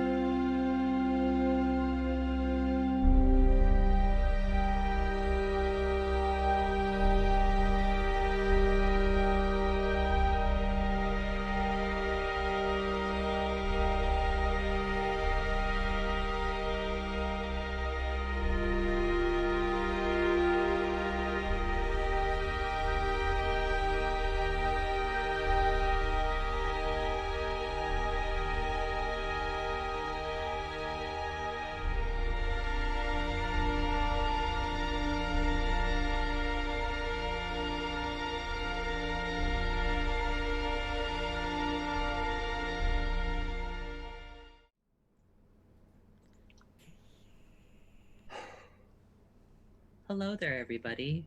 We return towards what has been described as my creepy pasta forest. Because if you haven't joined us, you've missed out on delightful waterfalls, scary angry monkeys, abyssal wolves, and face fruit. So, that's wonderful. Is there... You're sure we're back on live? Yeah, we are. Okay, sorry. There's the a feed is small delayed. delay, yeah. Okay. But yeah, you all see this monument, this kind of statue in front of this naturalistic looking archway that's been built that it doesn't quite look built in and more like it's grown in as a part of the tree that's ahead of you. Dang, the rock is in my pocket. And I pull out the rock. I don't know how it got here. And it's red, and it's round, and it's from the dead monkey. Watch out, it's gonna burn you! Yeah, can he touch it? You feel fine, Paya. Is it, like, bursting into flame? No. Can I mage hand poke it? Huh. Ah! It seems like this has sought you and found you. What is it? Do you know? Like, do you know what a little red ball that emits fire is? Unfortunately, I did not think to... Oh wait, I do! Give me 11 minutes and I can identify this. Maybe. 11 minutes. 11 minutes. So we The can life just of a wait, I wizard. guess, for 11 minutes. The life of a Yeah, I wizard. mean, It's there's just- no urgency. It feels like. I mean, this was inside the monkey, and if it So stopped just me, does that... hold it straight. Don't move. Ugh. And yeah, whenever 11 minutes are up. Yeah. The most I'd say you get out of it is evocation and conjuration based magic. Or Well, wait, were you doing identify or yeah, detect magic? identify. I do actually have the spell. For a second I thought, why wouldn't I prepare identify? I'm a lore wizard. And then it's like, oh, I do have it. I just don't prepare it because it's a ritual.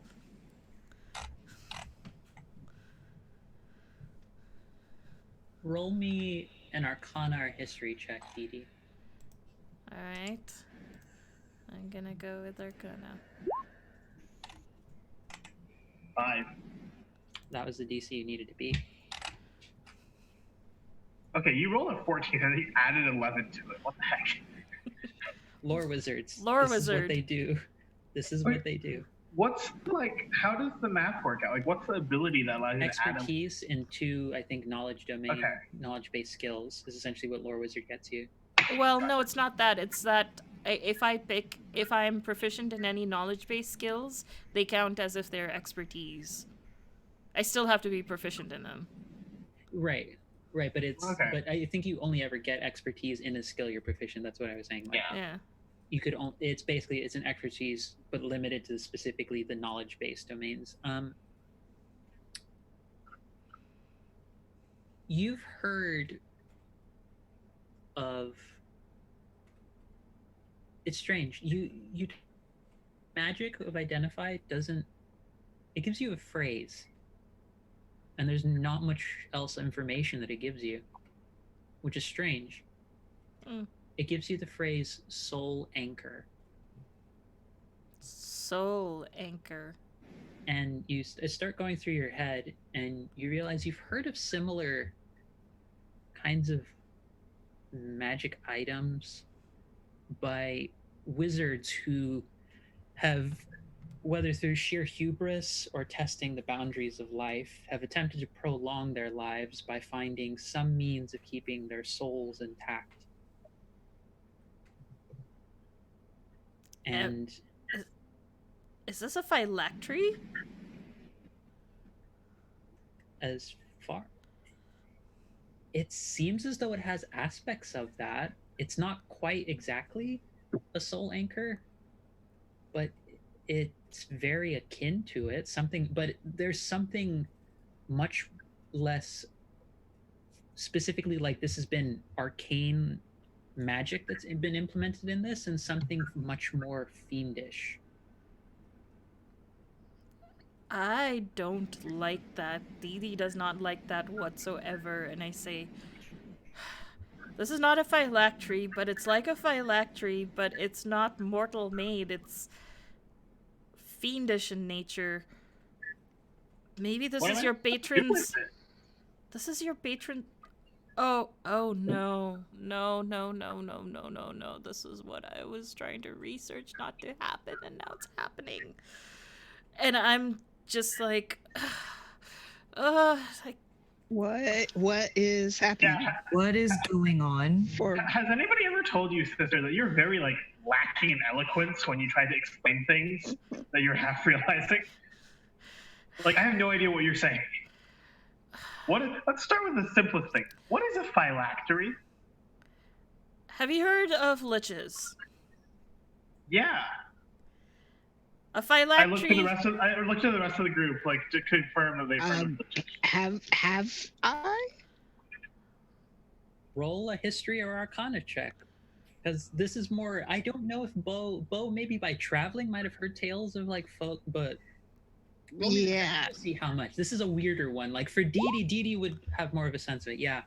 Yeah. You've it's No. Okay, so imagine a wizard or a magic person with enough knowledge to figure out how to never die, and then put a little shard of themselves, their soul, into a magical box, and as long as that is intact, they can't die. So what you're saying is we need to destroy a little box. Specifically, that red ball. Are you Okay. saying this opens? I don't know how it works. It seems to react fine with you. Try to Eldritch Blast it. Try to see if you can destroy it. Maybe you're the only one who can destroy it. I will try to bite it.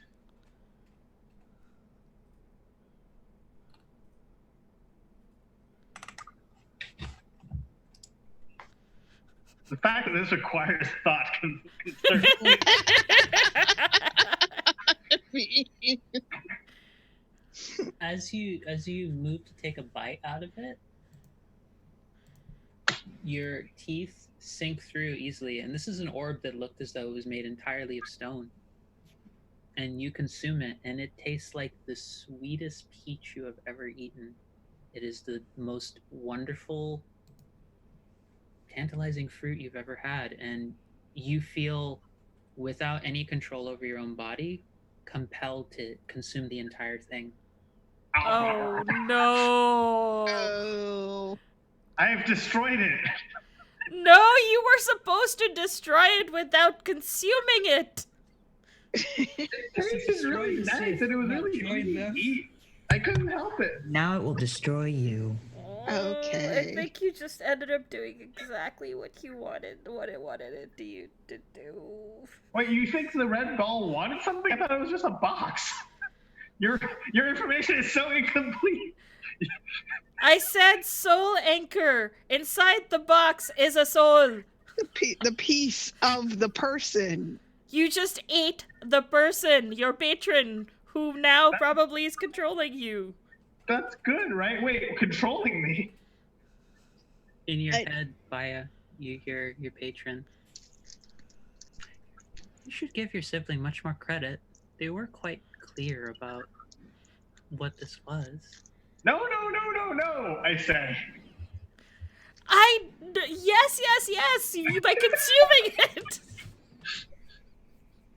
By consuming it, you're taking a piece of the soul for yourself, and now it's just gonna take over you, and you're gonna become the patron, and then I'm gonna have to destroy you with my own hands, and oh my god, all the things I've been trying to do. Whoa, okay. I just thought that I wanted to test how hard it was, and then it was really soft and also really delicious, and then I ate the rest of it, and I was really proud of myself for destroying it.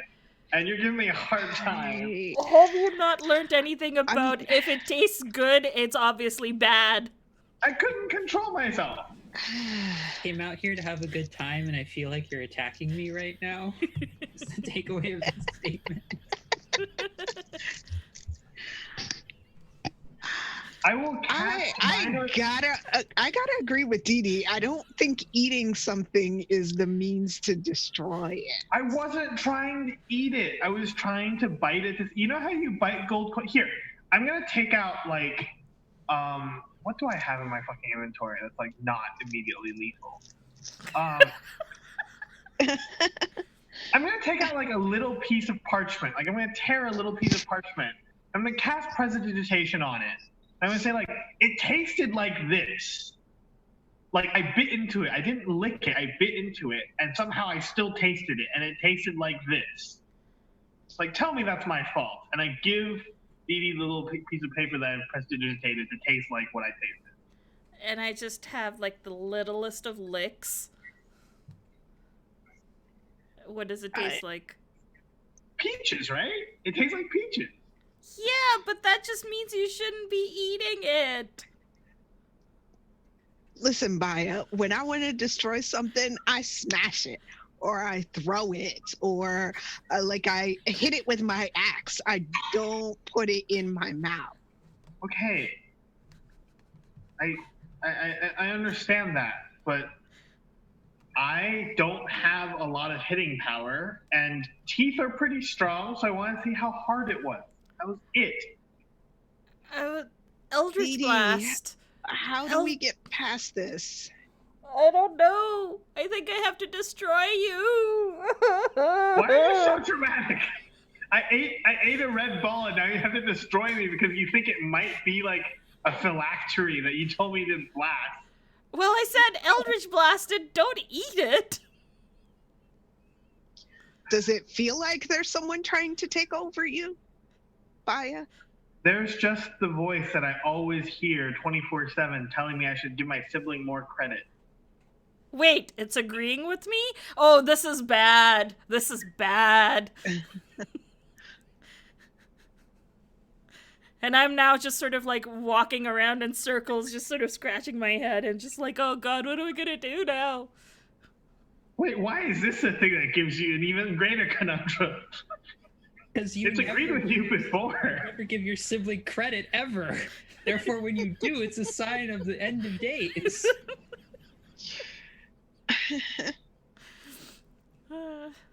Okay. Well, look, found it in like a four-armed monkey, right? All we have to do is find another four-armed monkey, and then I can give the fucking orb to you, Bo, and you can try to destroy it with your method, and we'll see how well it works. How about I do the Heimlich right now and see if he can spit it, if he can choke it out. That involves breaking my ribs, sister.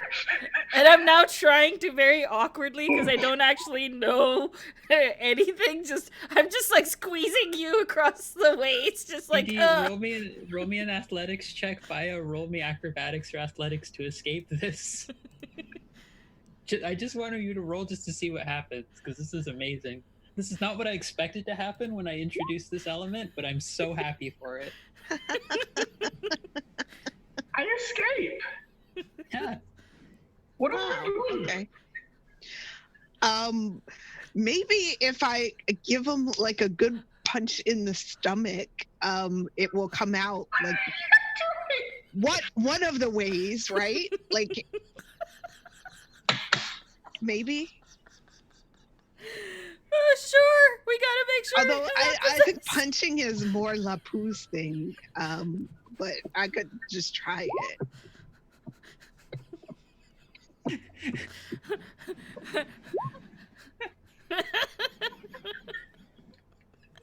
I love you, Aunt.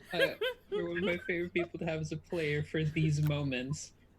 I get attacked, I guess. Go roll an attack if you're going through with it. I will heal you afterwards, brother, with some pure soothing sounds. I'm gonna say it hits because I don't expect my ally to I don't think AC applies. I'm not trying to dodge. I'm not trying to like. So, Bo, what's your strength modifier? 3. Okay, Baya, you take 4 points of bludgeoning damage. I die immediately. Does the stone come out? Nope. I bit it into little bitty pieces and then ate it like a peach. I don't know why you think it's still a complete stone. I don't know. Well, first of all, it's magical. right? So it could reform inside your body. Yeah, it could also become my skin or become a fish. What's your point?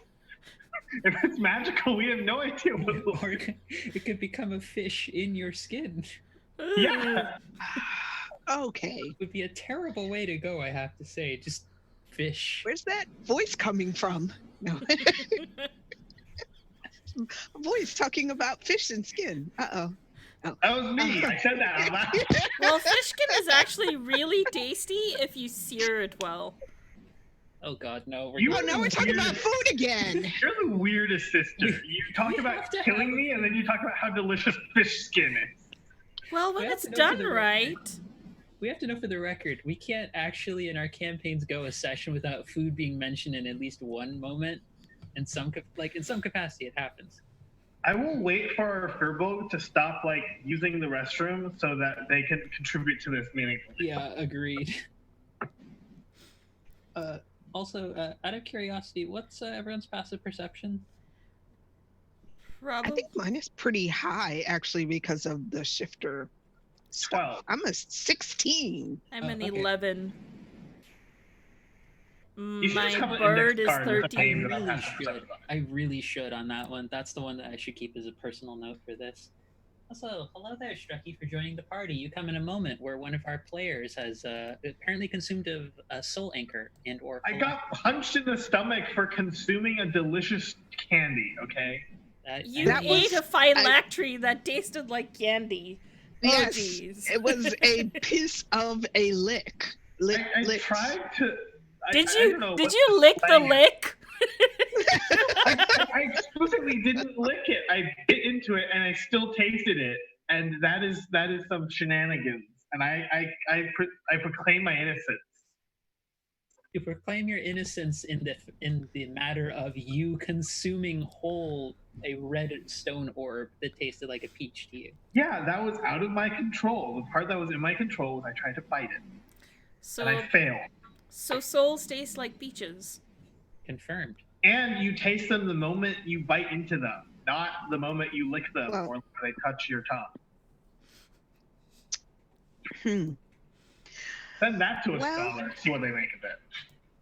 By the way, Bo, I know we all are trying to be patient with. They're back. Wonderful. Mhm. Gemma, Lapu! Where were you for so Lapu, long? Some stuff has gone down man, while you went sorry. walkabout. Sorry. Zaya licked a lick. No. Yes. Well, What? eight. Ate a lick. so I lost track of when exactly you left, but to recap, this whole little message just happened. while you were out. Bio was eating something. He was eating like a part of the patron, and Yes. So by out of his own control, none of you are aware that this was out of his control until he stated that part, because I'm pretty certain at this point with his None of them are aware even after I say it. No, it doesn't make sense.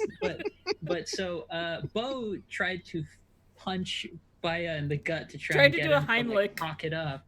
no, Didi. I mean, if it came out the other way, that would have been fine too. We could have just cleaned it off. But Bo didn't try. I just Bo wanted it to succeeded at come punching That's it. true. Didi out, like, tried to some do a way. Heimlich, and Yeah. that's why the athletics and acrobatics checks happened.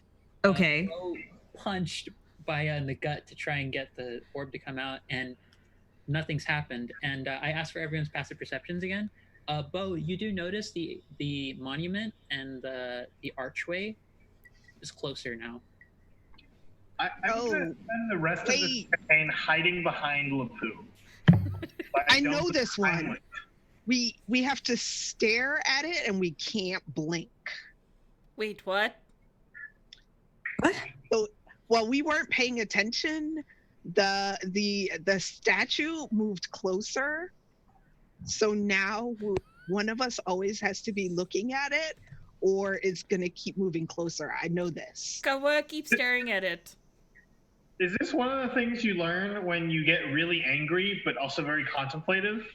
Yeah, it just came to me in a dream. What if you just rage at the statue right now? Maybe you'll maybe you'll be able to talk to the statue. Should I rage at the statue? I don't know. You. I don't. This is open, like to y'all to do right now. I'm gonna have Copa look at the statue all the time. I'm gonna. I actually feel like I could maybe just like say like Bo does not know how to pray. Some kind of like entreaty to Cord, like, hey dude, got any insight on what's happening here? And she's, gonna be like holding her axe because that's where she feels like the connection. Sort of connection. Roll me a religion check, just to see what happens. Just to see. It's gonna be low. Nah. 45 insight. Hey, it is. According to Bo. As far as you can tell, you can't. The connection that was present for a moment under the waterfall it's not there right now. It's just I'm not getting anything. He's taking a call right now. Is essentially the what you have right now. Sorry, but the god you're trying to call is unavailable. Please try it later. Please leave a message after the choir music.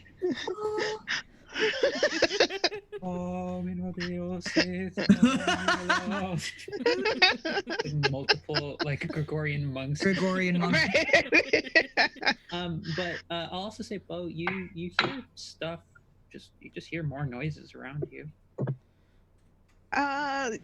So there's probably gonna be some things jumping out at us because it does sound like it's getting a bit busy around here.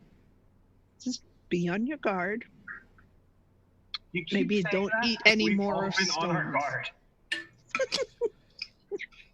It's like I have been tense the entire time I have been in this goddamn forest. I cannot actually be more tense the more that you tell me to do this. It's like telling someone who's all worked up to calm down. Right. I am calm.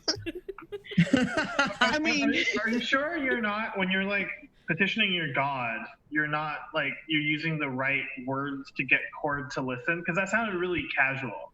Like, I know we're talking like out of game, we're talking about like the phone call being like, oh, you cannot reach the god right now, but I feel it's a situation where it's like, para repetir esto en español, presione dos, or something. Oh my god. You chose the wrong language. You had to speak celestial, or you had to speak more slowly. Hey, I look, this god business is new to me. I don't really know. I haven't, studied any books or, read any pamphlets. No one's knocked on my door Give me to 11 tell me minutes. about the true word of Cord. I'm just kind of flying on my own here, okay? If you give me 11 minutes, I can figure out what you want to say in Celestial, and then you can repeat what I say. Okay. And I do comprehend languages.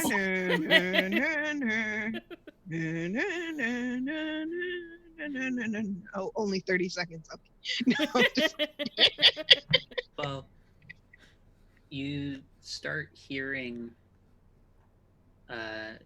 other sounds getting closer.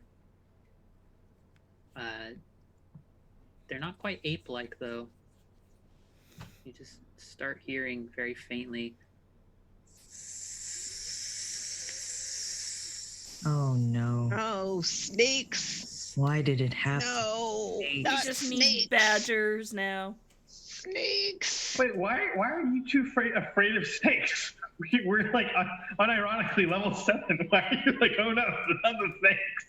Like, what type of deity player are you?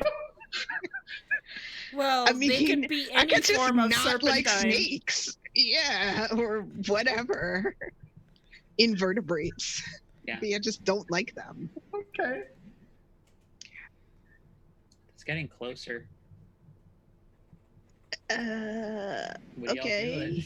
Are you waiting to make your collect call in Celestial to Cord, or where are you headed? I'm busy that ritual just kind of casting. goes on in the background, right? Yeah. I'm going to rage just, gotta hedge your bets. I'm gonna create a minor illusion in some corner where we're not, and it just mirrors back any sounds I hear. So if I hear, then from that corner comes, and I show the group that's my magic. And hopefully the snakes will just go over there and flirt together, and we'll be fine. Oh, it's mating time for the snakes. Should we give them a little room, a little space? Oh, what am I talking about? I'm busy I'm busy ritual casting. You see emerging from in the spot that you set it far away from Paya. They don't seem to notice you, but I'll say at the very least Bo, because you have a pretty high passive perception. You see in the distance what look like humanoids, but for one of them, starting from about the shoulder downwards, their whole arm is a mass of writhing snakes that just look as though they're all communicating all at once with one another. Another humanoid moves forward, and you see a somewhat feminine shaped sort of face, but the lower half is a long, almost python-esque kind of body, and the third one has a snake's head for where the head is, and the rest of the body is a muscular humanoid form. And at first there's 3, then there are 6, then there are 12.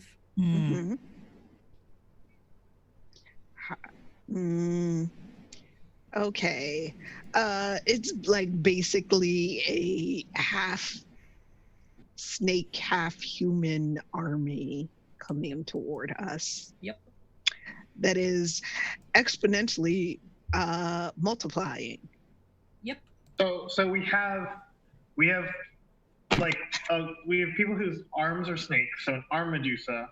We have muscular boy with snake heads, a Chadusa, and then we have snake human torso, so just a snake centaur, right? Pretty much. Okay. Snakeator, yeah. Snakeator. Okay. Yeah. So. There are 24 now. Okay. I don't know if somebody has some spell they could throw at. No, remember we're waiting 11 minutes. Oh no! At this point, I should have been casting Leomin's hut instead. Yeah, I'm not sure that Cord is going to answer the call in time. You're right. Y'all know. Mirror image? Yeah, you cast mirror image. There's a whole bunch of them just descending, they're towards the sound wherever you put it. Well, there's 24 of them, and they came in and none of them noticed us. You have to understand, the forest is enveloping all around you. There is a bunch of that spots that you could be, and you just chucked a sound somewhere, so they're following the sound. Do y'all want to get into my tiny hut? Is that a euphemism? I was really about to say the same thing. No! Where do you think we've all been sleeping every night? In my tiny hut. Okay, but you've never phrased it. Sure, I would like very much, sister, to get inside your tiny hut. Sure. Okay, so I cast it as a spell instead of a ritual, so it takes a minute instead of 11 minutes. What are the odds that we just stay here and they never find us and they just give up and leave? With our luck, pretty low. So we have a 24, a 24, an 18, a 17, a 6, a 9, a 15, a 12, a 5, and a 12. So at least 6 of them notice you. Oh, they notice the large dome popping into existence? Yes, they notice the large dome popping into existence. They can't really do anything, though, because we're in it. Can I just tell them, this is totally normal. Keep searching for what you're looking for. We're not the ones you're looking for. Is that what you're trying to say? Yeah. Well, I put the spell in chat, so that should cover what it can do and cannot do. Okay. I mean, those other creatures like seemed afraid of you, Baya, so maybe you could kind of So, Baya, do you speak influence these ones. Well, yeah, I'm gonna like poke my because like is it opaque? What? It looks like the dome is not opaque. So they Oh, it is can't- opaque. Okay. Yeah, sure. I'll stick my face out briefly and just be like, "Go away," and I'll stick my face back in and see if like that makes them scared and like it works. No, not. For the brief second as your head's about to go back in, you see them all turn to attention towards you. Yeah. Do they look scared? No, they look like they're waiting. Well, we have this for about 8 hours, at which point I could probably 11 minutes prior ritual cast this, and we could like perma stay in here for as long as it takes. Is that our new plan? Just live in a hut for the rest of our lives? Like, Well, what? aren't we trying to get a hold of Cord? Oh, I see. Okay. Okay. If Is that's that sure. still Is that happening? the plan, that you're just gonna chill out in the dome and just keep recasting it? Well, I guess the plan is we're gonna try to like get Bo to commune with Cord within those 8 hours, Mm-hmm. at least one different language. Sure. Okay, so I ritual Bo cast. only knows common, but that's I- okay. I ritual cast comprehend languages so that I could talk and basically translate whatever Bo wants to say into Celestial and then regurgitate that to Bo so Bo can speak in Celestial. Sure. Bo is actually this time gonna try to be a little more deferential. So instead of "Hey dude, what's up?" she's gonna say,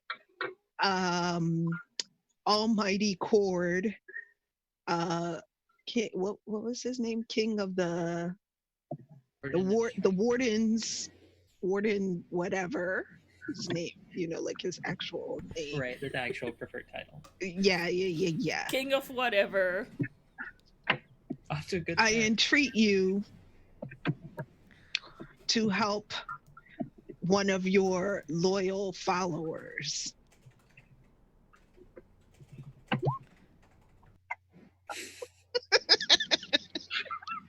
Try a religion check. Cord is not listening. Cord heard your beginning prayer and was just Like he's really like upset. I don't know. Something's going on. I don't think dude likes me. your lord is in another castle. Yeah, if we're continuing the phone analogy, I feel like this You is got the rats wrong shooting through the- number. Yeah, it's like new phone. Who dis? Yep. Basically, Block.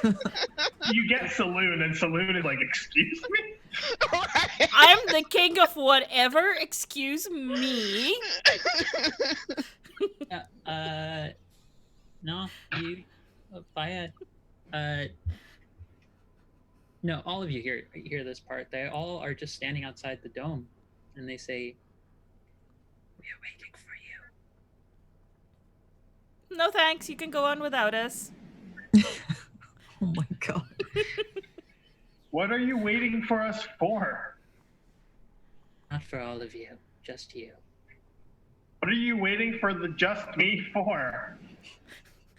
Your debt needs to be paid. What debt? I have money. I give you money. We throw money at you. Yeah, I actually take You my. can't throw.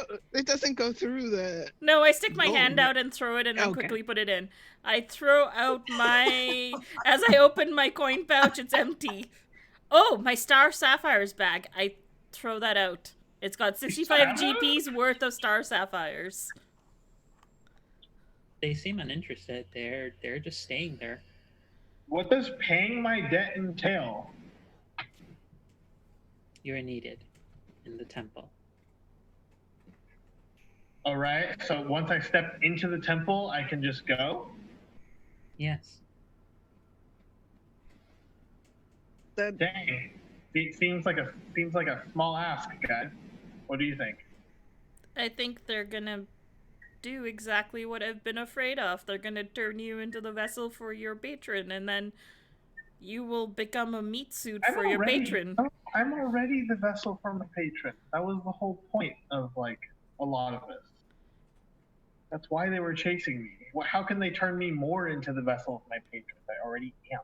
Well, you're still you. You don't understand. If you become the meat sack for your patron, you won't be you. You will just be the. It's like Okay, now I see. You'll now I be see the why sock of. You will be the sock of a sock puppet, but it'll be your patron's hand controlling everything. Okay, now I see why I called me the chosen one instead of like the meat sack. Like just the marketing, like chosen one's a lot better. Remember sock puppets? You know, where you take a sock and you put it on your hand. No, and then... I know what a sock puppet is, sister. Like, I love that this conversation is happening. I have such a hard time explaining phylacteries. Yeah, this is happening now where there are 24 snake humanoids waiting outside. Okay. If you're waiting so for they're, us, you they're have not to like listen doing to this, anything okay? special though. They're not like trying to. Okay. No, they're not trying to attack the dome. They just, like, as far as Baya was able to see in the very quick look he took outside of it, they all just have stood at attention and have lined up along the path leading to the temple.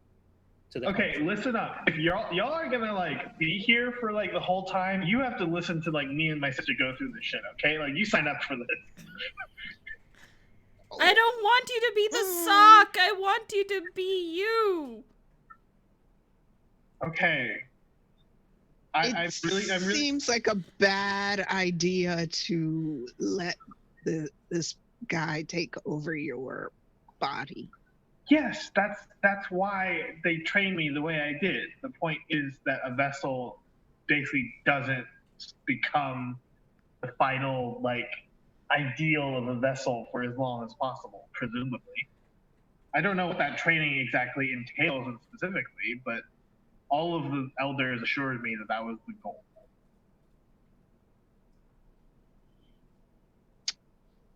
Anyway, now we're stuck in the dome. So, Yeah, so I don't know about y'all. Stuck or safe? Both. Well, I can create healing worse.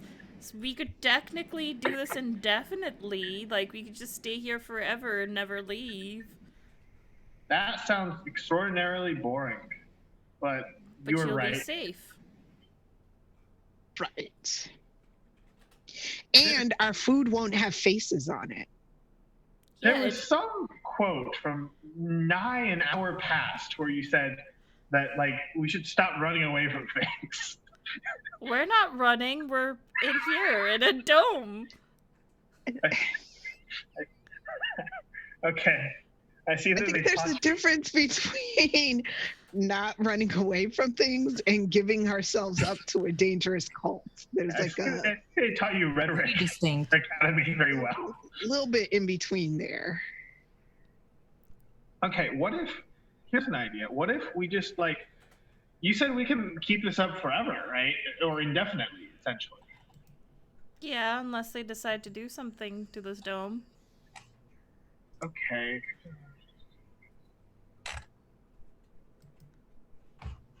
So, correct me if I'm wrong, though. These people don't actually have a leader right now because you ate his phylactery. Well, I am still. Never mind. I don't even know what to say. No, I mean, is there some way that, like, I don't know, this temple that you have to go to is like an important part of this, like, ritual or whatnot? For sure. What if we could we distract them somehow, like make them return to the temple? I mean, if you can find, like, usually for these services, whether it's for religious purposes or for diabolists, they're like priests. So if you could take out every single priest so that only like non-priests are left, then you can't do the ritual. I don't know if that's helpful. I don't think that is. But you're right that if we take out a certain number that is less than that all of them, we can like interrupt whatever ritual it is. Right. So I suspect if they're smart, they'll just be like, we're going to tie you up, and then some more priests are going to come eventually.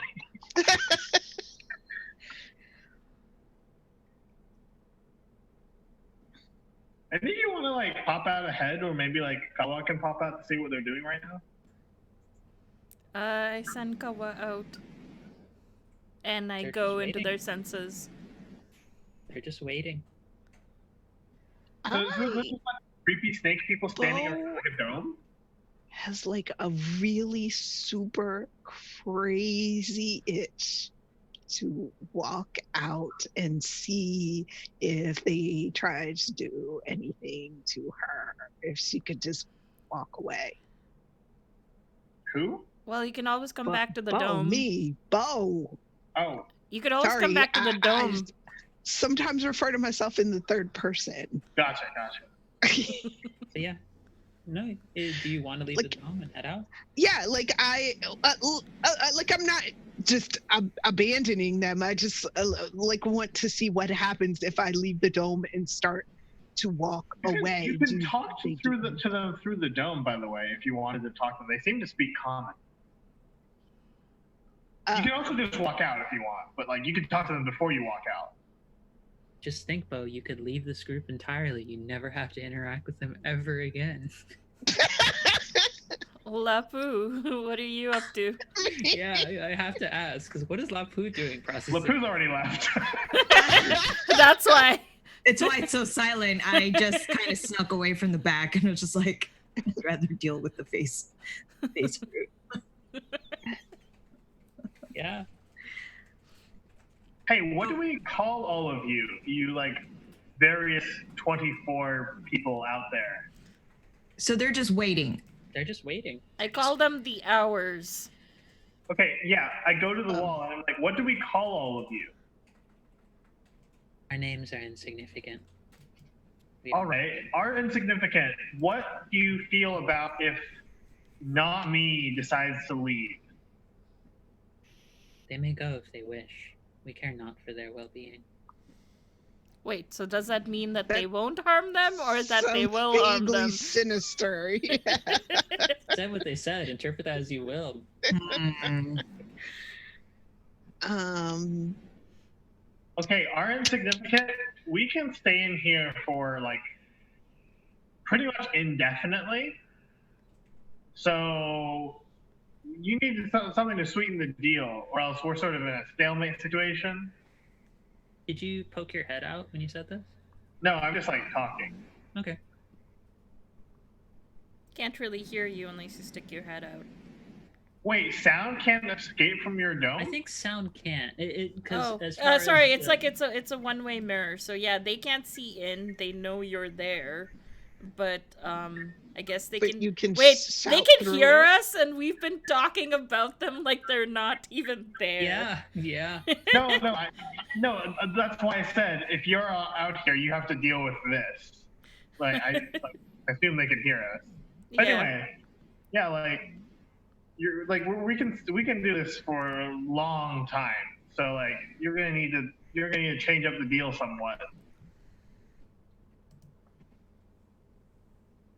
They don't say anything. Okay then. Back to the drawing board. What are we doing, gang? Make me a wisdom saving throw. Oh no. That's not good. Hmm. That is. 21.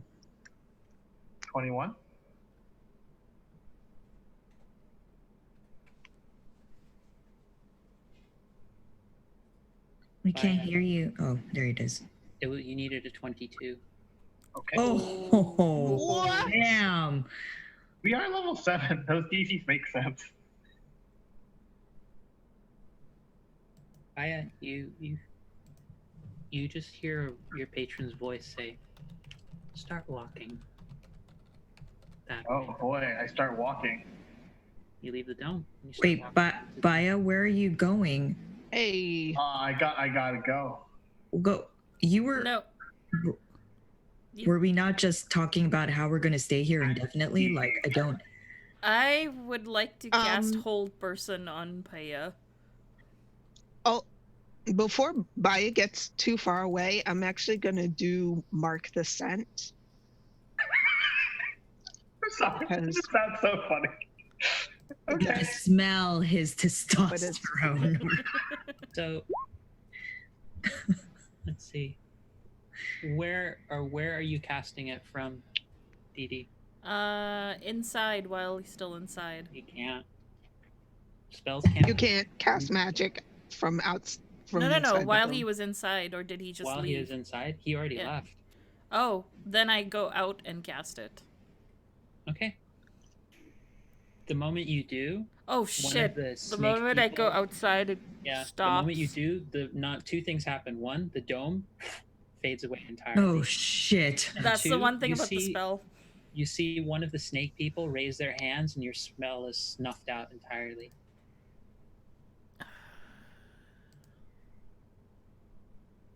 I'm I gonna walk- tackle Paya down now at this point, like kind of not trying to like harm, but just like, you know, basically like, nope, you're not going anywhere.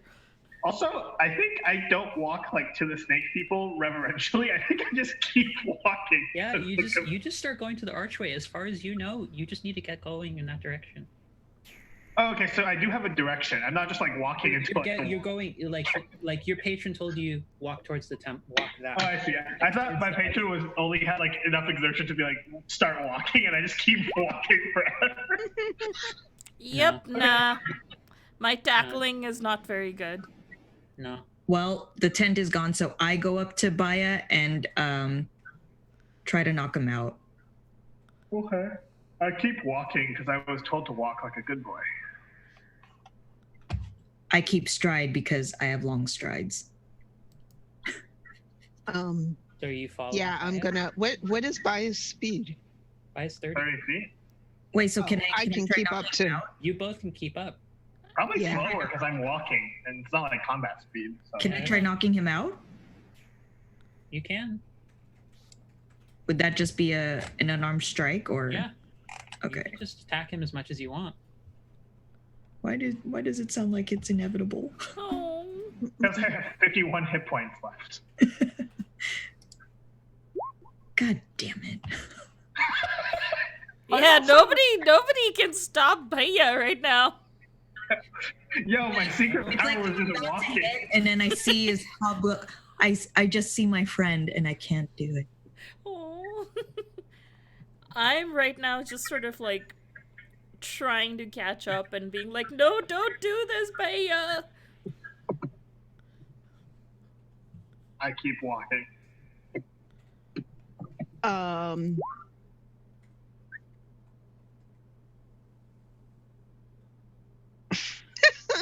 God damn it, man. Wow. Hmm. Walking good boy. I kind. Powerful walkers. Yes. Do I get any other instructions, or is like No, my you patron satisfied with just being like walk? Just walk into the temple. I keep walking. I hit him again. I Oh. was about to say, several of the snake people cast Hold Person on you and Bo. Oh, So I'll need, let's say, 4 What's wisdom that? saving throws from both of you. 4. Yeah, How many arms do these snake people have? there's 20. Wait, are these They all the have Armadusas? Are these the Chads, or are these the All of snakes? them have magic. Oh, okay. All of them. shit. What was it? Wisdom. Wisdom. I. Damn it. Wait, that's me. Oh, that was. You Yeah. are. Nope. Wow. Nope. You How, are how held. was that? Okay. Yeah, that was 4 separate spells. So as soon as you fail one, you're held. Yeah. Okay. Yeah, but then you have to break those many if you... Yep. Right. That's You all so. just see the. You all just see Baya just keep going forward. I'm just keeping up, but looking at how all of these snakes are reacting, I'm not trying to do anything hostile because I figure in my head the best thing I can do is still have my wits about me for something later. And I'm just like begging verbally, like, please don't do this. I keep strutting. Yeah, What do I have to do to break hold person?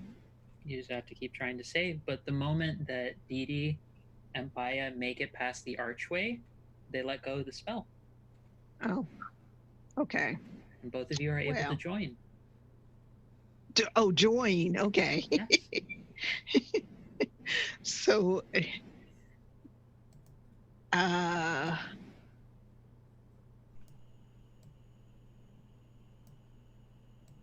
I don't know what to do other than actually hurting Baya. Oh, I know. I keep walking. Yeah, no. Right. Fully And, yeah, and then Baya, you hear your patron's voice say, "Stop right here." And Oh, I better stop right here. yeah, Dee Dee, you, as all four of you at this point have made it through the archway, you see a mass of writhing vines and thorns just erupt and cover the entire entrance you went through. Okay. Chat, I love you so much. That's sinister. You look upon a room that at one point maybe had pews and stone structures and walls made of vines and natural growths, but you see several individuals gathered here, many wearing similar robes to the ones you saw on the plains. A few more of these snake individuals gathered. And standing at the far back is the celestial figure that you saw at the bottom of the well. You've taken your time to get here. You've been called.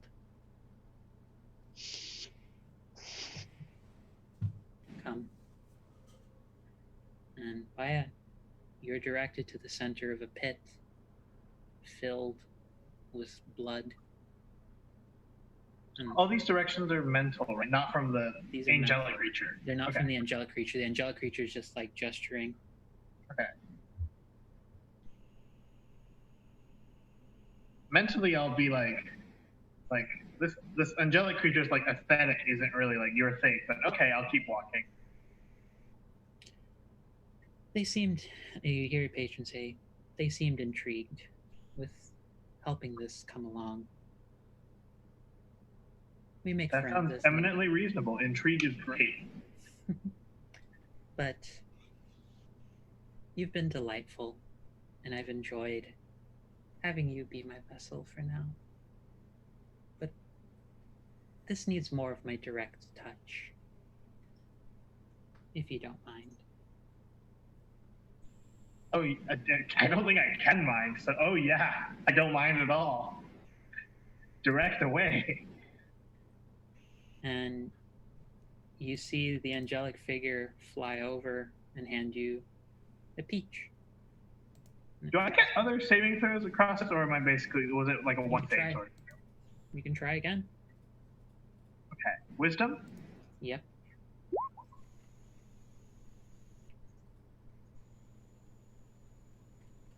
It breaks right as you receive the peach. Can Bo like reach over and try and knock the peach out of his hand? You can. What would that be? Just a strength? Just strength. Let's see. It's enough. The peach gets thrown away. I stomp on it if I'm nearby. The vessel is here. Your purpose is nothing now.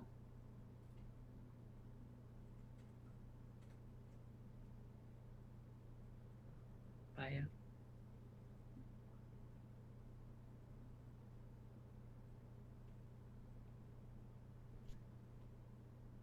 What would you like your last words to your family and friends to be?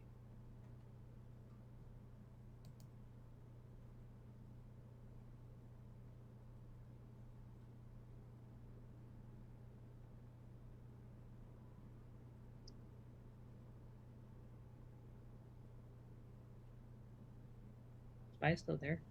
Trying to tell whether it's cut out or not. Looks like he's frozen. Oh, crap. Oh wow. That's amazing. Like That's the the worst timing. That's the Dun, dun, worst. dun. Oh my God. Oh, I thought he was like seriously. I thought I was thinking about it for a Yeah, so minute. did Yeah. I was so I was just like, confused. oh man, this is good. And I'm like, And that's how we end the show, folks. Yeah. That's how we end the show. That's how we fucking end the show. Yes, chat. F is an appropriate response to this situation. Jesus. Yep. Okay. He should be back shortly. There. Okay, fine, yeah, are yeah, you there, back? there. Yes. Okay. I cut out when it was like your purpose, and then there was no purpose. My Yes, internet. your purpose has been served. And Okay. oh My man. internet- Like yeah, fuck purpose. yeah. Baya, what would you like your last words to be to your friends and family? Have I already?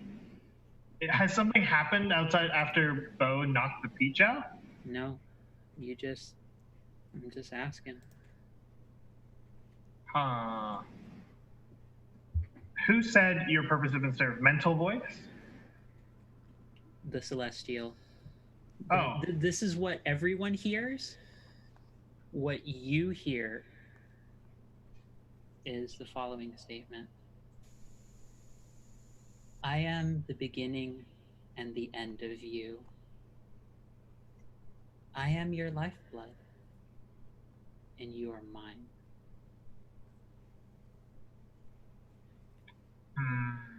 Thinking. Oh my god, chat, I love you.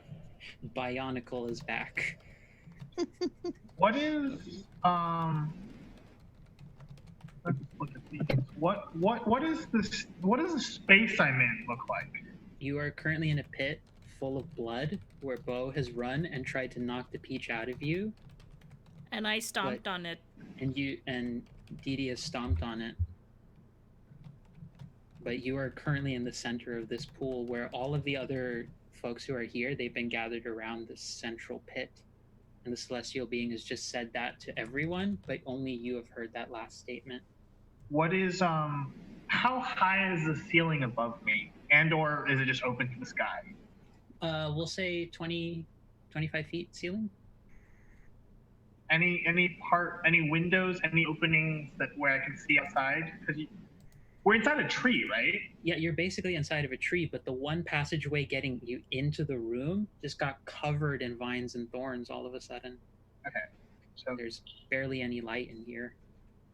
okay, so not a lot of light, pretty dark space, and all the 24 folks are around, right? No, No? they let you, once you all were in, they don't seem to have followed. There's just the folks who are in here. Okay, so it's the 5 of us plus like angel dude plus mental voice in my head. Well, plus all the ones you see on your map, those are all actual cultists and figures on the actual Roll20 map. Okay. So I'm like in the center or like near Yes, the pool? You are in the center of the pool right now. I see. Well, I guess my last words will be whatever the verbal component for Wall of Fire is. And I cast Wall of Fire. All right, feel free to draw that out. Are there any attempts to counterspell before I try this? Because if No, there are, there are not. I'll put it to you this way: all of the cultists think this is part of the ritual. That their reactions are like good, or something akin to like someone just saying good. Okay. So, the dimensions. Okay, let's post this first. So, that did not post. Please, Wall of Fire, please. Did it appear in the chat at all? No. It did not. No. No. I cast it like 5 Oh wait, times. now it did. Yeah. That is not what I wanted to do. I think I you wa- can click on. I'm trying to get it to show text, but I realize now that the macro by default does not actually show text. Ritual, service within range, concentration, add ability mod. No, don't add ability mod. Include description and attack. Okay. So I just want to show what it. Roll 20, please. Okay. There we go. So wall of fire on a solid surface within range, 60 feet long, 20 feet wide, or 20 feet in diameter, 20 feet high. Good. 1 foot thick. Let's do. Where's the angelic creature on the map? I did not put a token, so let me add that real quick. Okay. I'll just use a standard sort of token rule. Where did it is?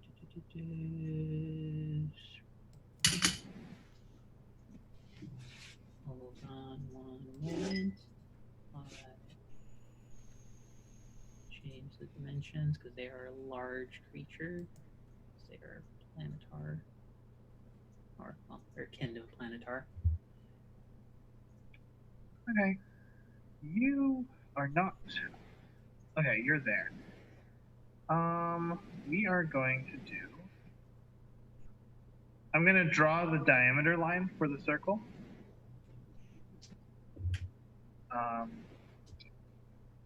I guess the major sentiment is you're not. I'm not stuck in here with you. You're stuck in here with me. That's Tango. So that's not a great diameter line in any way. It's but okay. I'm going to do it one more time, but I think you get the gist of where I'm putting it. You're burning the here angel to and here. such? And in a circle with that diameter, meaning that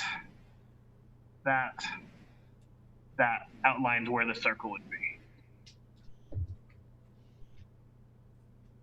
Okay. The celestial figure fails the save. Okay. And you all see this. Or actually, no, I will not describe it. However it looks like to you, feel free to describe it, because I have a bad habit of trying to take the agency out of my players with their spells.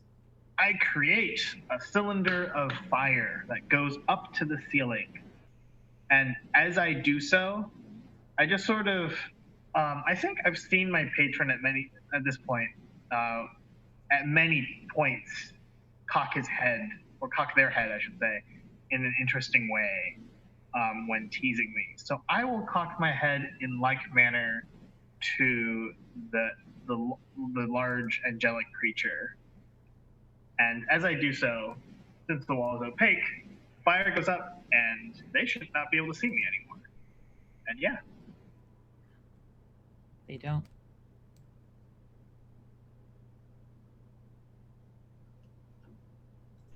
What the rest of you see, Dee Dee, Lapu, Bo, what you see is a red bead of energy right at the center of Baya's body. Just begins to spread out energy all around Baya's form. The wall of fire, it's almost like a thread of it just traces back to Baya's form, and it begins to spread out across Baya's form. And you watch as Baya's hair from his head slowly grows out, and it suddenly looks like it spreads like spider threads to all of the other cultists in the room. They all look shocked. None of them seem prepared for this event to happen. And you watch as Baya's form turns entirely to stone.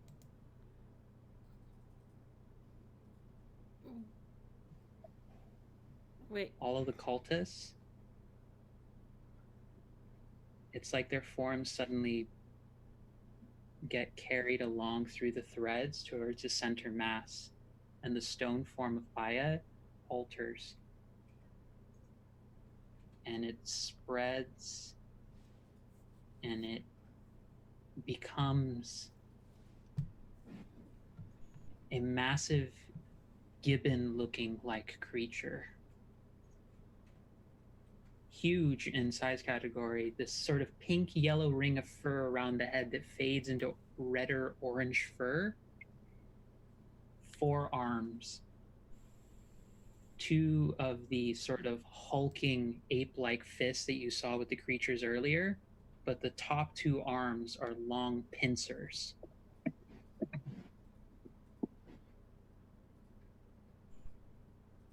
Is this still stone? No. Because Faya is gone. Right. Would I have been able to cast the spell I wanted to cast? What spell did you want to cast? Life transference. What does life transference do? Oh, it just does the... No, it does do spell card. No, that's the wrong one. Basically, I take necrotic damage, and the creature of my choice regains hit points equal to twice the damage I took.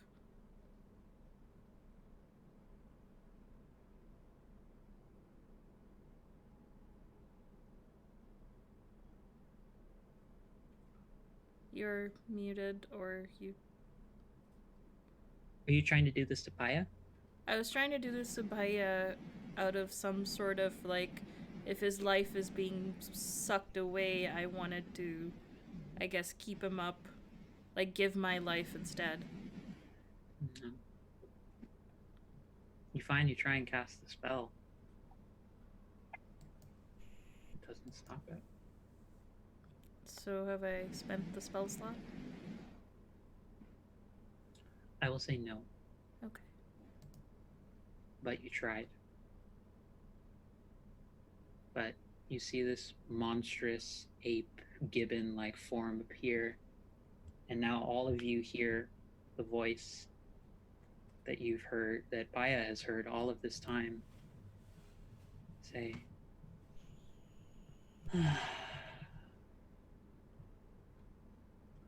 not quite what I wanted, but this will have to do for now. It's always nice when people take care of their debts.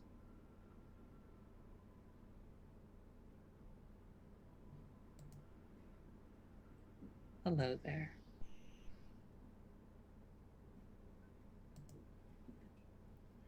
I scream like a primal scream, and I just cast Mind Spike at 3rd level, as I am basically like, you know, you took my brother, how dare you?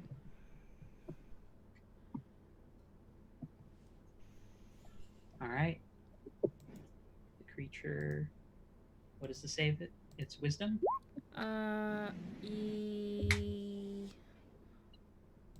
It is a wisdom, yes. I rolled a 23 for its save, as it has advantage. So it takes half the damage, so it from 18 it takes 9 damage. All right. Bo wants to rage and attack. This is not Baya anymore.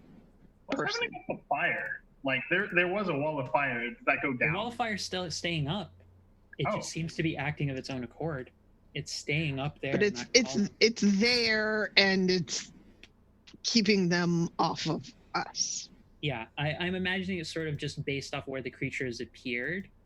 Mm-hmm. Like Dee Dee could hit it with spells, and if you were willing to like just do a little movement around it, you could get it. But I'm telling you right now, that creature, it just seems like it shrugged off the Mind Spike. Like it hurt it, to be clear, but it's like when you cast the spell, Dee Dee, it looked like its natural just fur seemed to resist the magic partially. It has magic resistance. I am now like just super pissed and in absolute grief.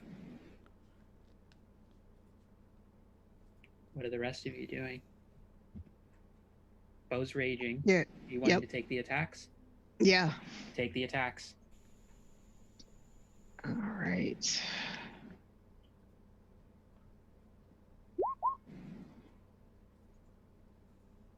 Mm, That will hit. that will hit. And your weapon is magical, so that damage goes through, but you find that the lightning damage isn't affecting it as much. Okay. But the regular The damage. regular is. Right. Well, that was only one hit. Apu, what are you doing? You're not coming through sound. I think you might be muted. That would help. I'm going to whip out Stormweaver and just like try to go to town on this. Not by a. Yeah. That will hit. It is a magical weapon, so it does affect it. Okay. And then I'll attack again. What since it's a magical weapon, what does it It basically, because it's a magical weapon, it's not getting resistance to the damage. Okay. So you have another attack you can make. Yeah. And it is resistant to magic, yeah, that creature. Yes, but that magic resistance is in relation to spells being cast on it. Oh, gotcha. The Gotcha. magic weapon as a weapon attacking It just becomes a regular weapon. Yeah, it effectively is able to do regular damage against it. If you didn't have a magic weapon, you'd be doing half damage on this thing. Right. All right. Oh, that's fair. Yeah, I'll just keep. I'll attack again with the Stormweaver. Right? Dang. It does not hit. All right. Let me see.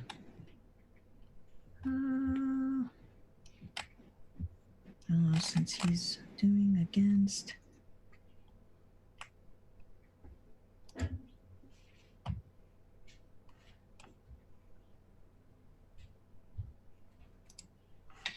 All right, I'm going to spend 1 key point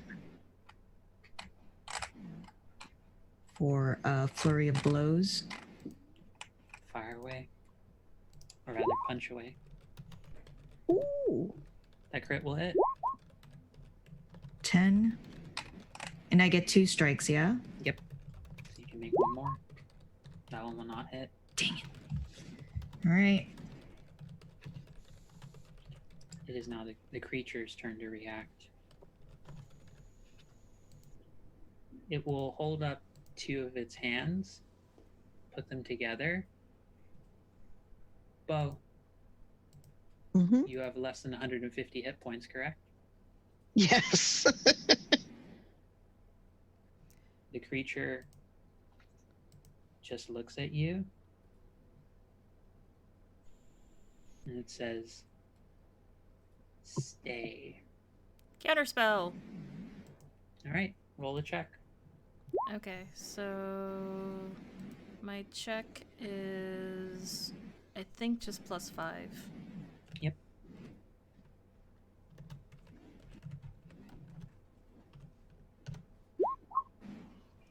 Not enough.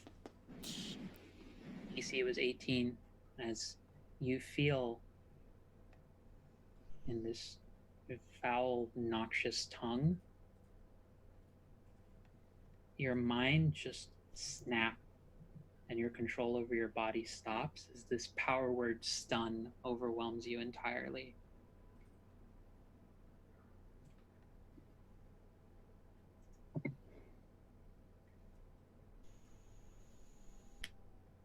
If you would like to continue, we can.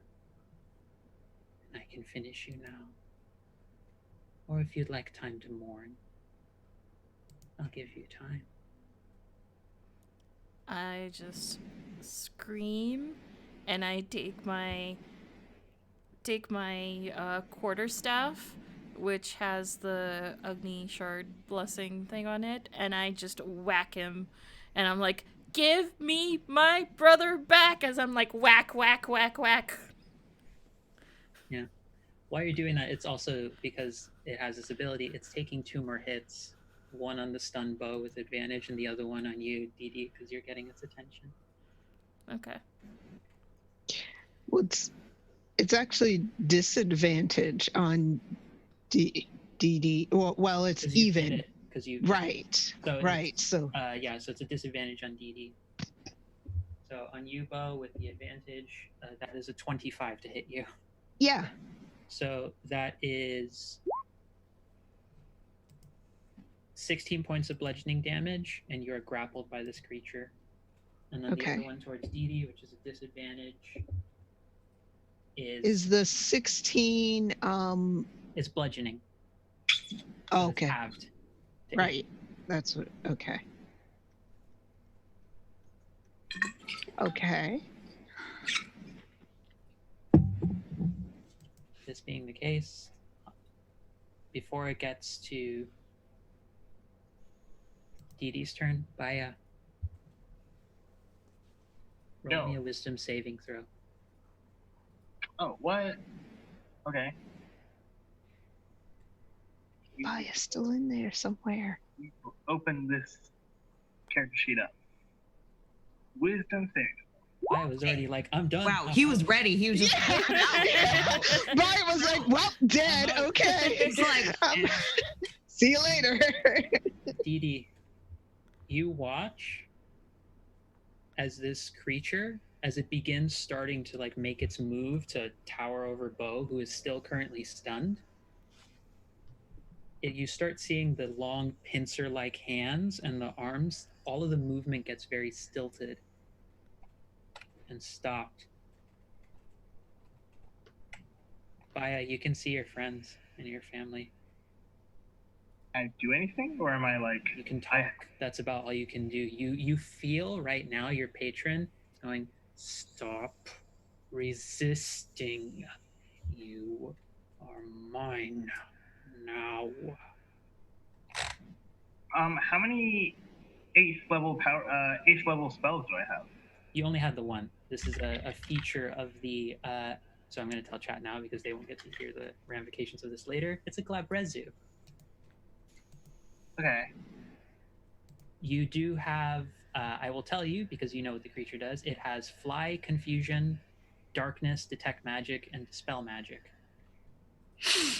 It doesn't seem to be a very like convincing way to convey all of that. Okay, So I can do what you want with the creature. I can speak. Can I move? Yes. Tell me where you want to move, and the creature will move it. Okay. I will repeat the phrase that I said before, which is, I'm not stuck in here with you. You're stuck in here with me, and I would like to run inside the wall of fire. All right. I'll say it's an auto fail because of your will being exerted over the creature. Okay. So it's I think you had, was it 22 or something like that earlier? For your Yes. damage. So it will take only half because it's resistant to it. Okay. But you all notice, you hear Baya speaking again through the creature's voice. And you see the creature is like, it doesn't want to go towards the wall to the column of fire that's happening here. Oh, I guess I can't use that tag anymore. Man, you make my life so hard, Angela.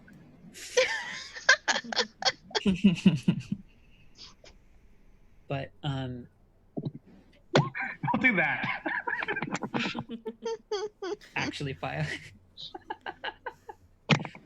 So while that's happening, Bo and Lapu, you didn't notice this earlier once the transformation had taken into full effect, but the vines and the thorns on the wall and the archway that you went through to get in here has faded away. And all of a sudden, I'll say Bo's the only one to hear this, but everyone afterwards is able to see 2 arrow shots fire through the archway and manage to get through just precisely placed and hit the creature in its armor. Whoa. Ooh. You turn around, and we'll say, because it's average plus 4, 8 plus 10, that was 20 points of damage from that person. Lapu. Bo, you notice this person first, but Lapu, you turn around and you see a familiar face. You see a tall furbolg, asymmetrical hair, with a bow, looking very haggard, I believe, leather armor, a long bow, just running in and saying, "Run! I will take care of this, or at least buy you time. Run now!" And it's your sibling Ulan. Run! Lapu sibling. Wait, come on. I turn at the rest. We have to go now. And I run. I'm not leaving Paya alone. Like, No, I'm Dee Dee. refusing. I'm Do literally I have refusing, to? I have to shake off the power word, don't I? You would normally, but because Paya rolled exactly what he needed to break the control, I would say Mhm. Paya is also able to drop that spell. So Okay. you have your action. But because thanking chat and the folks who hosting us on this channel, because we are over time and such, I'm sort of giving this as a nice narrative tail into this. You have a chance to escape. Ulan has taken shots at this, and it's looking like he's shouting out he is going to cover whatever he can to give you time to leave. Bo is going to grab Dee Dee's arm and like physically move them. I will resist, but I imagine my score will be incredibly poor, so probably get carried away, but it's definitely not of my own volition. I try to help, but then I look back and I go, and I just yell out, Are you "Ulan!" kidding me? Are you kidding? Wow. God, no. Okay. Wow. I guess Dee Dee wants to stay. I literally was like expecting to Yeah, roll wow. poorly. That was really bad. How do I have a +6 in athletics. Or was I supposed to do Amazing. acrobatics? This is amazing. This is I don't even know. The stream season. This is how it works. And I have a 0 modifier. I literally rolled a nat 20. But yeah, This is like when like a mom like lifts up a car to save their kid. yeah, Like, basically. Dee Dee This is like, no, I am not leaving. Yeah. Adrenaline. Yeah, but that's the scene playing out. That's that one round. Via, roll me another wisdom saving throw. All right. See if you can maintain this temporary control. Wisdom save. The creature will spend its turn just shaking off and moving its way out of the wall of fire, but that's its whole turn.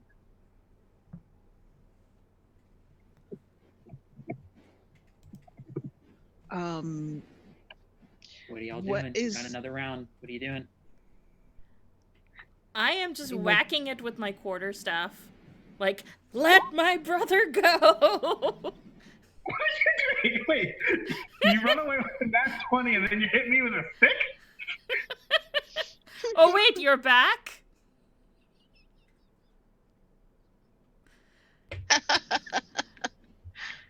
Now Paya's back. Not by yeah. Yeah, that's not gonna hit. I can't believe your genius plan was to like take out your walking stick and hit me with it. Look, Yeah. it's a magic walking stick. That's All right. fair. I mean, it makes sense in somebody's conception of this situation.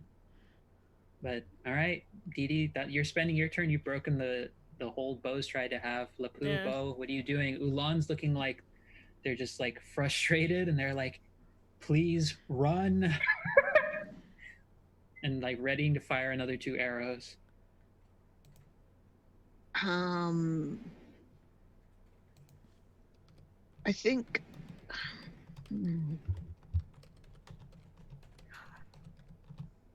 like Bo wants to get Dee Dee to move, and Like she totally understands that this is Dee Dee's sibling, but sort of not really their sibling. So I think Bo wants to. I don't know. I don't want to hit her like to try to her. I don't want to hit them to try to hurt them. It's your call. We can say, Lapu, you can take your turn while Bo's figuring out what they want to do. Yeah, well, I'm kind of torn because it's like an automatic reaction to like obey my eldest sibling, but I also understand that hey, it's about Dee Dee's sibling, so I kind of want to like explain to Ulan like why I'm disobeying a little bit, or like Ulan, that's their sibling. It's taking. Not anymore. There has to be a way. Let us help. There is only one way I can currently see. Been doing this longer than you have. And they fire off 2 more arrows while you're talking to them. That's another 15 points of damage with a crit. Hey, on the nice side, maybe your brother can one-shot the. Yeah, maybe we'll bicker so much that die. Right. You'll also notice that your sibling, for whatever reason, because I forgot to do this the first time. Oh shit, that's another 6 points of damage. Sweet. The arrow shots, as they're landing, there's this sort of almost arcane force of energy that's very similar to Baya's, the kind of damage that Baya's blast would inflict, that are hitting and propelling the bolts into the creature. And it's almost like Ulan seems to have a knowledge of how to hit this creature's weak spots. / Horizon Walker Ranger is fucking awesome. So yeah, it's going to be back to the creature's turn if Bo or Lapu, if you don't do anything else. I think Bo's going to try to move Dee Dee again. Okay, if you're raging. Yes, oh yeah, so I you am. should have advantage. I should. Actually, you probably would have re-rolled that, Dan. It would be funny if it did beat it. Athletics? Yeah, athletics, because that's higher for you, and you get advantage. Okay. 16. Dee Dee, athletics or acrobatics to try and escape? Nope. Bo's got you. Yep. I'm right now doing the whole, like, no, you know, the slow-mo being carried away and then flailing of hands.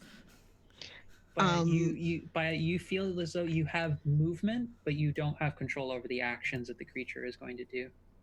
Okay. Yeah, Bo's like, Baya is gone. I know this is hard, but we have to go. And I'm just now whimpering and crying. Yeah. Where would you like the creature to move, Baya?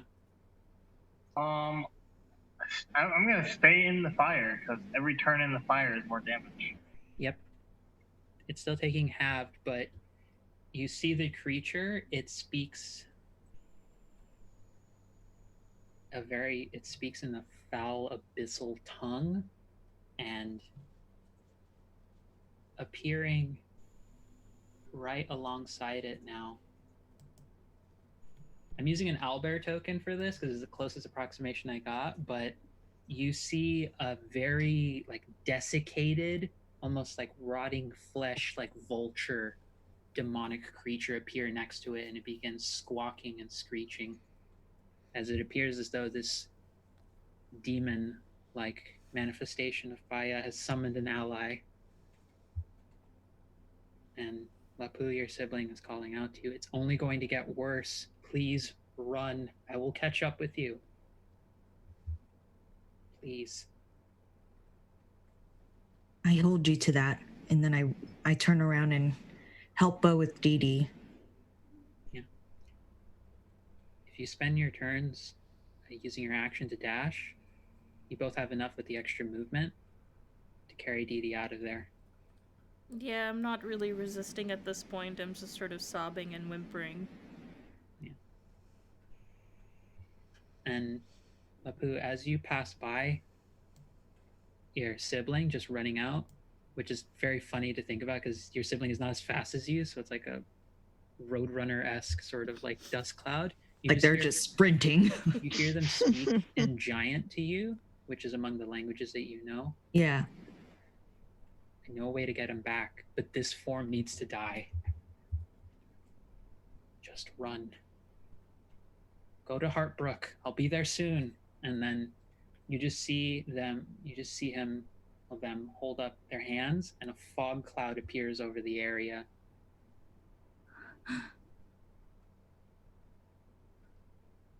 Fog overtakes the whole of the space, and you hear the creature just screech in anger.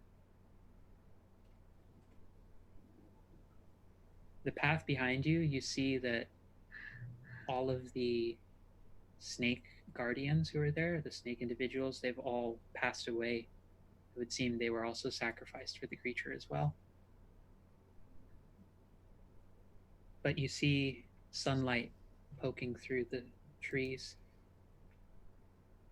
You're able to run as fast as you can. And as we approach the end of this session and the end of our stream season here on Welcome to the Party for this campaign, the last sight the group will see, that our viewers will be privy to before this becomes something else.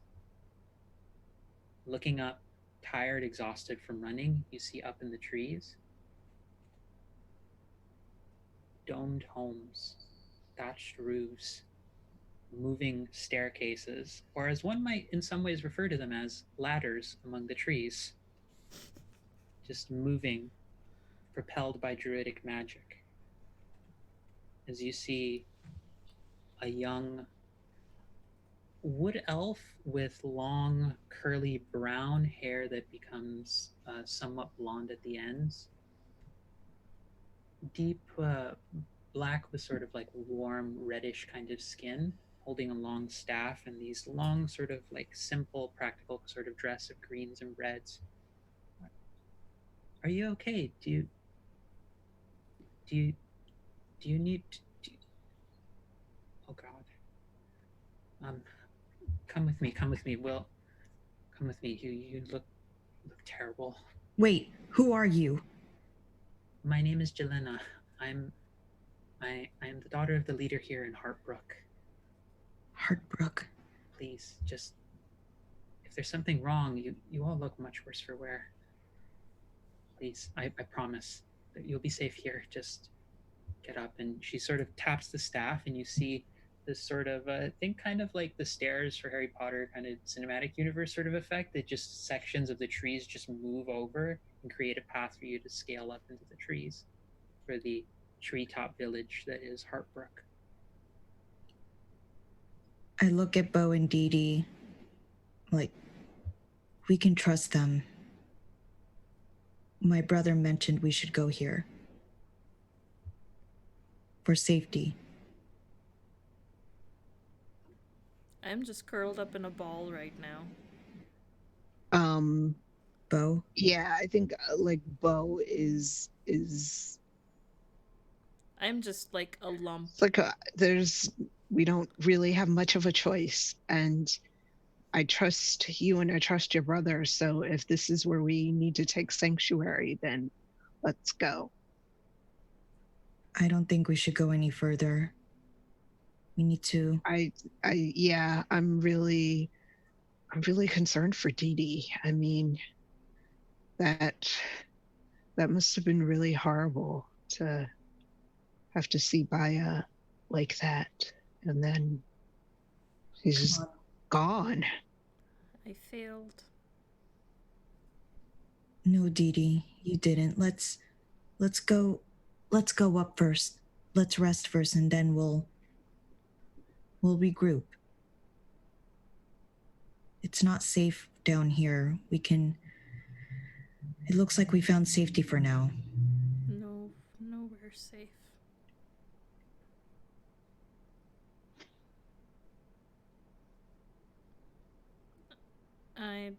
I think, Angela, you're... Sorry. Yeah. You're safe here. My mother will do what she can to protect you all. Thank you. Okay. And the last note, just again, going through Lapu's mind, you hear the words of your sibling. I know a way to bring him back. But this form must end. And that is where we will close off the season. I finally meet one of my siblings. I finally meet one of your siblings. How many siblings do you have? A lot. Last that you Yeah. a lot. It was like 4 or 5 or something like Yeah. that, or more. Yeah, I think I had a total of 7, including myself. Yeah. So it's Was a that big the family. same brother that was mentioned before? Like this has been the same sibling the whole Yeah. time? Yeah. Okay. Yeah. I wasn't sure. I was like, Yeah, maybe each Ulan- one is a different sibling. No, Ulan is a traveling. It is. Okay. I didn't want to reveal it until the end of it, but Yeah. you would know Ulan is trained as a ranger. You don't know the Okay. specifics, but out of game, the force damage that their abilities did give you a sense of what ranger class they are. Mhm. But thank you everyone for staying over for the finale. We went a bit over, but this was a very big moment that I didn't want it to feel like forced that it had to go in this direction, but there were some elements where, yeah, Baya, once you called in the favor, Oh man. kind of secured I everything. know. See Angela's mind go perfect. Yes. I was like, Yes. okay, I need to figure out how this last session is gonna go, and then we did that, and I'm like, all right. Angela was like, I didn't even have to railroad you. I He didn't, just 'cause you did ate it it. yourself. This is like going a little... I think Dee Dee is definitely possibly going down a bit of a Winchester route.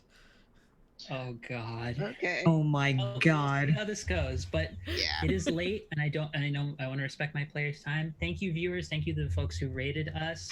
Thank you to all of our sponsors, and Yeah, also thank you Yes, so just much. throughout thank you this so campaign. much. Yeah, just thank you to everyone who's given us the space for an all POC group to happen. I know we had players being out. We changed out from the group that we started with. We've had a bunch of like chaotic kind of times, but thank you to Welcome to the Party for giving us a space to run this. We will likely transition this to either a home game or something else where we see what the rest of these stories are or what unfolds from them, and whether or not Baya comes back. We'll have to figure that one out later. But that's kind of where I want to leave this thread off for the season. Is a very like good tense narrative moment where loss happens, but there is hope. No matter what, there is hope. So I'm gonna go around for the last time as this group for our streamed game. Folks introduce themselves. We'll start with the consumed Baya, otherwise, Or not Baya. or not Baya. Not Baya. So I'm Anthony. You can find me online on Discord as Jojoro7209, and also I run the blog dungeonanthology.com where I write about various game design things. And as you see, I formerly played actually Baya, and now I'm being sort of yanked about by my patron.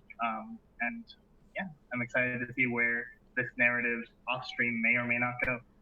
Thank you all for coming on this ride with us. All right, and next up, the apparently juggernaut strength, like grieving sibling Dee Dee, otherwise known as Mariam. Hi everybody, I am Miriam. You can find me on Twitter at media_junkie. I am also the GM and creator for the Musafir's podcast, which is an all queer, all POC, actual play fantasy thing. Sorry, I'm a little emotional right now if I'm being honest, because it's sort of last game, everything happening. Yeah, if you want to follow me and follow that, you can follow my Twitter. In addition, I will be running for the Queen tomorrow on our soft launch return of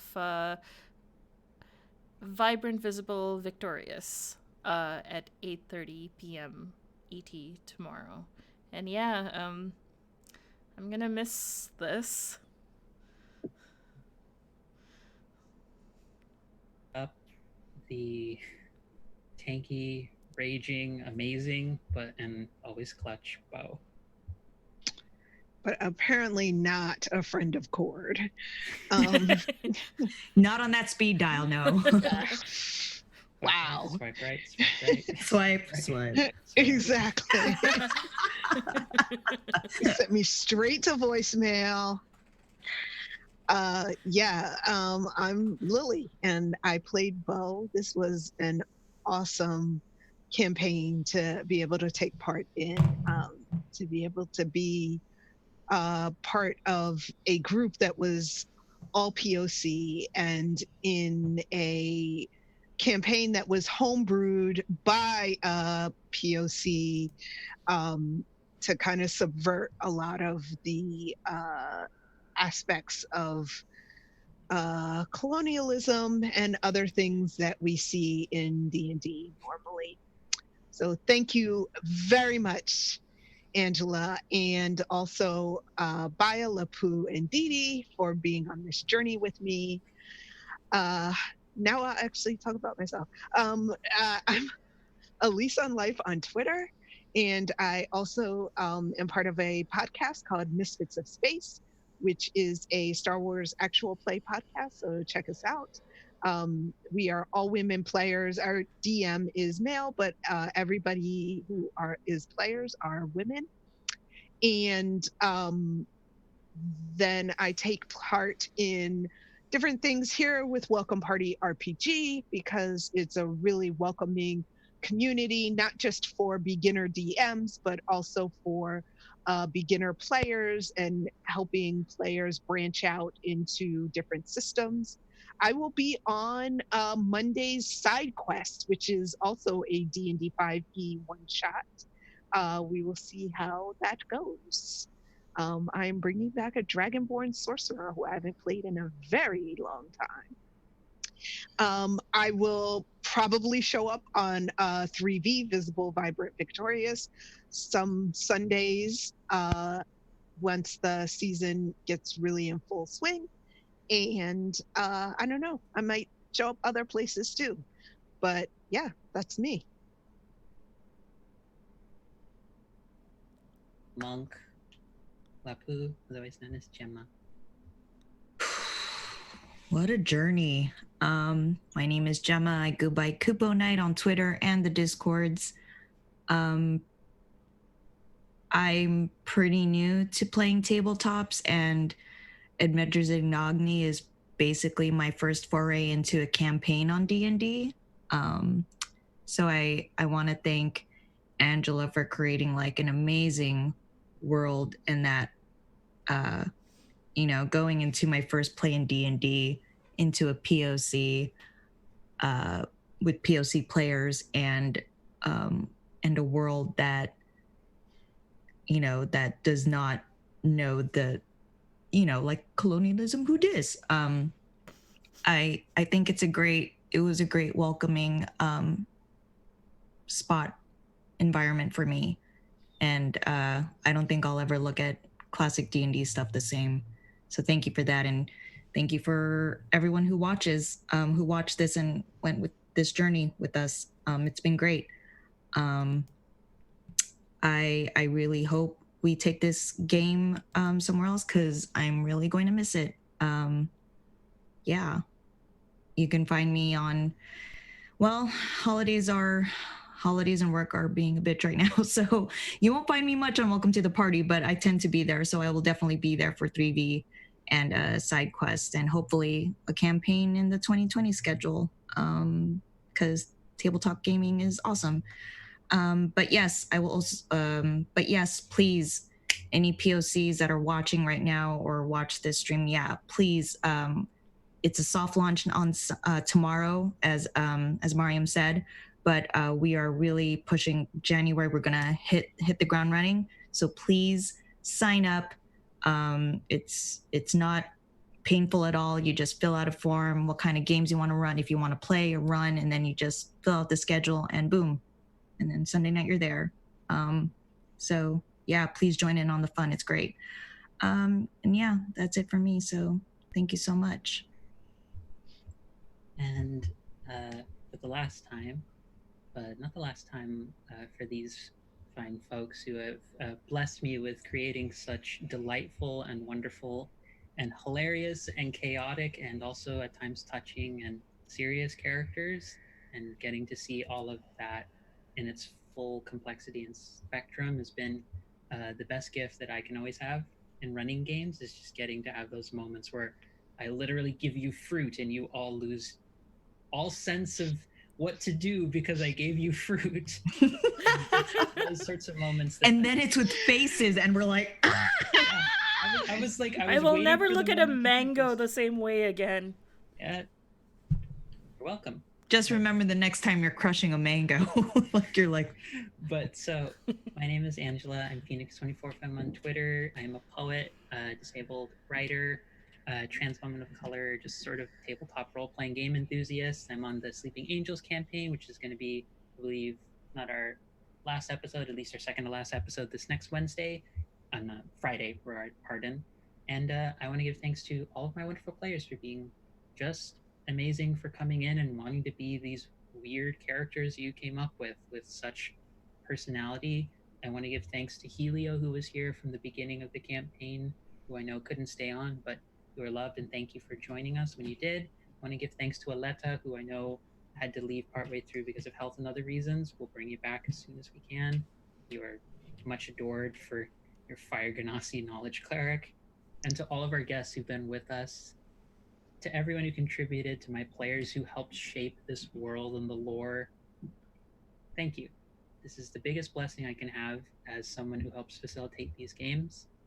And I look forward to what people will come up with, and maybe bringing this world back in other ways for one-shots or other things. But it is late, and there's stuff I need to talk to my players about after this. So let's move on to the last bit.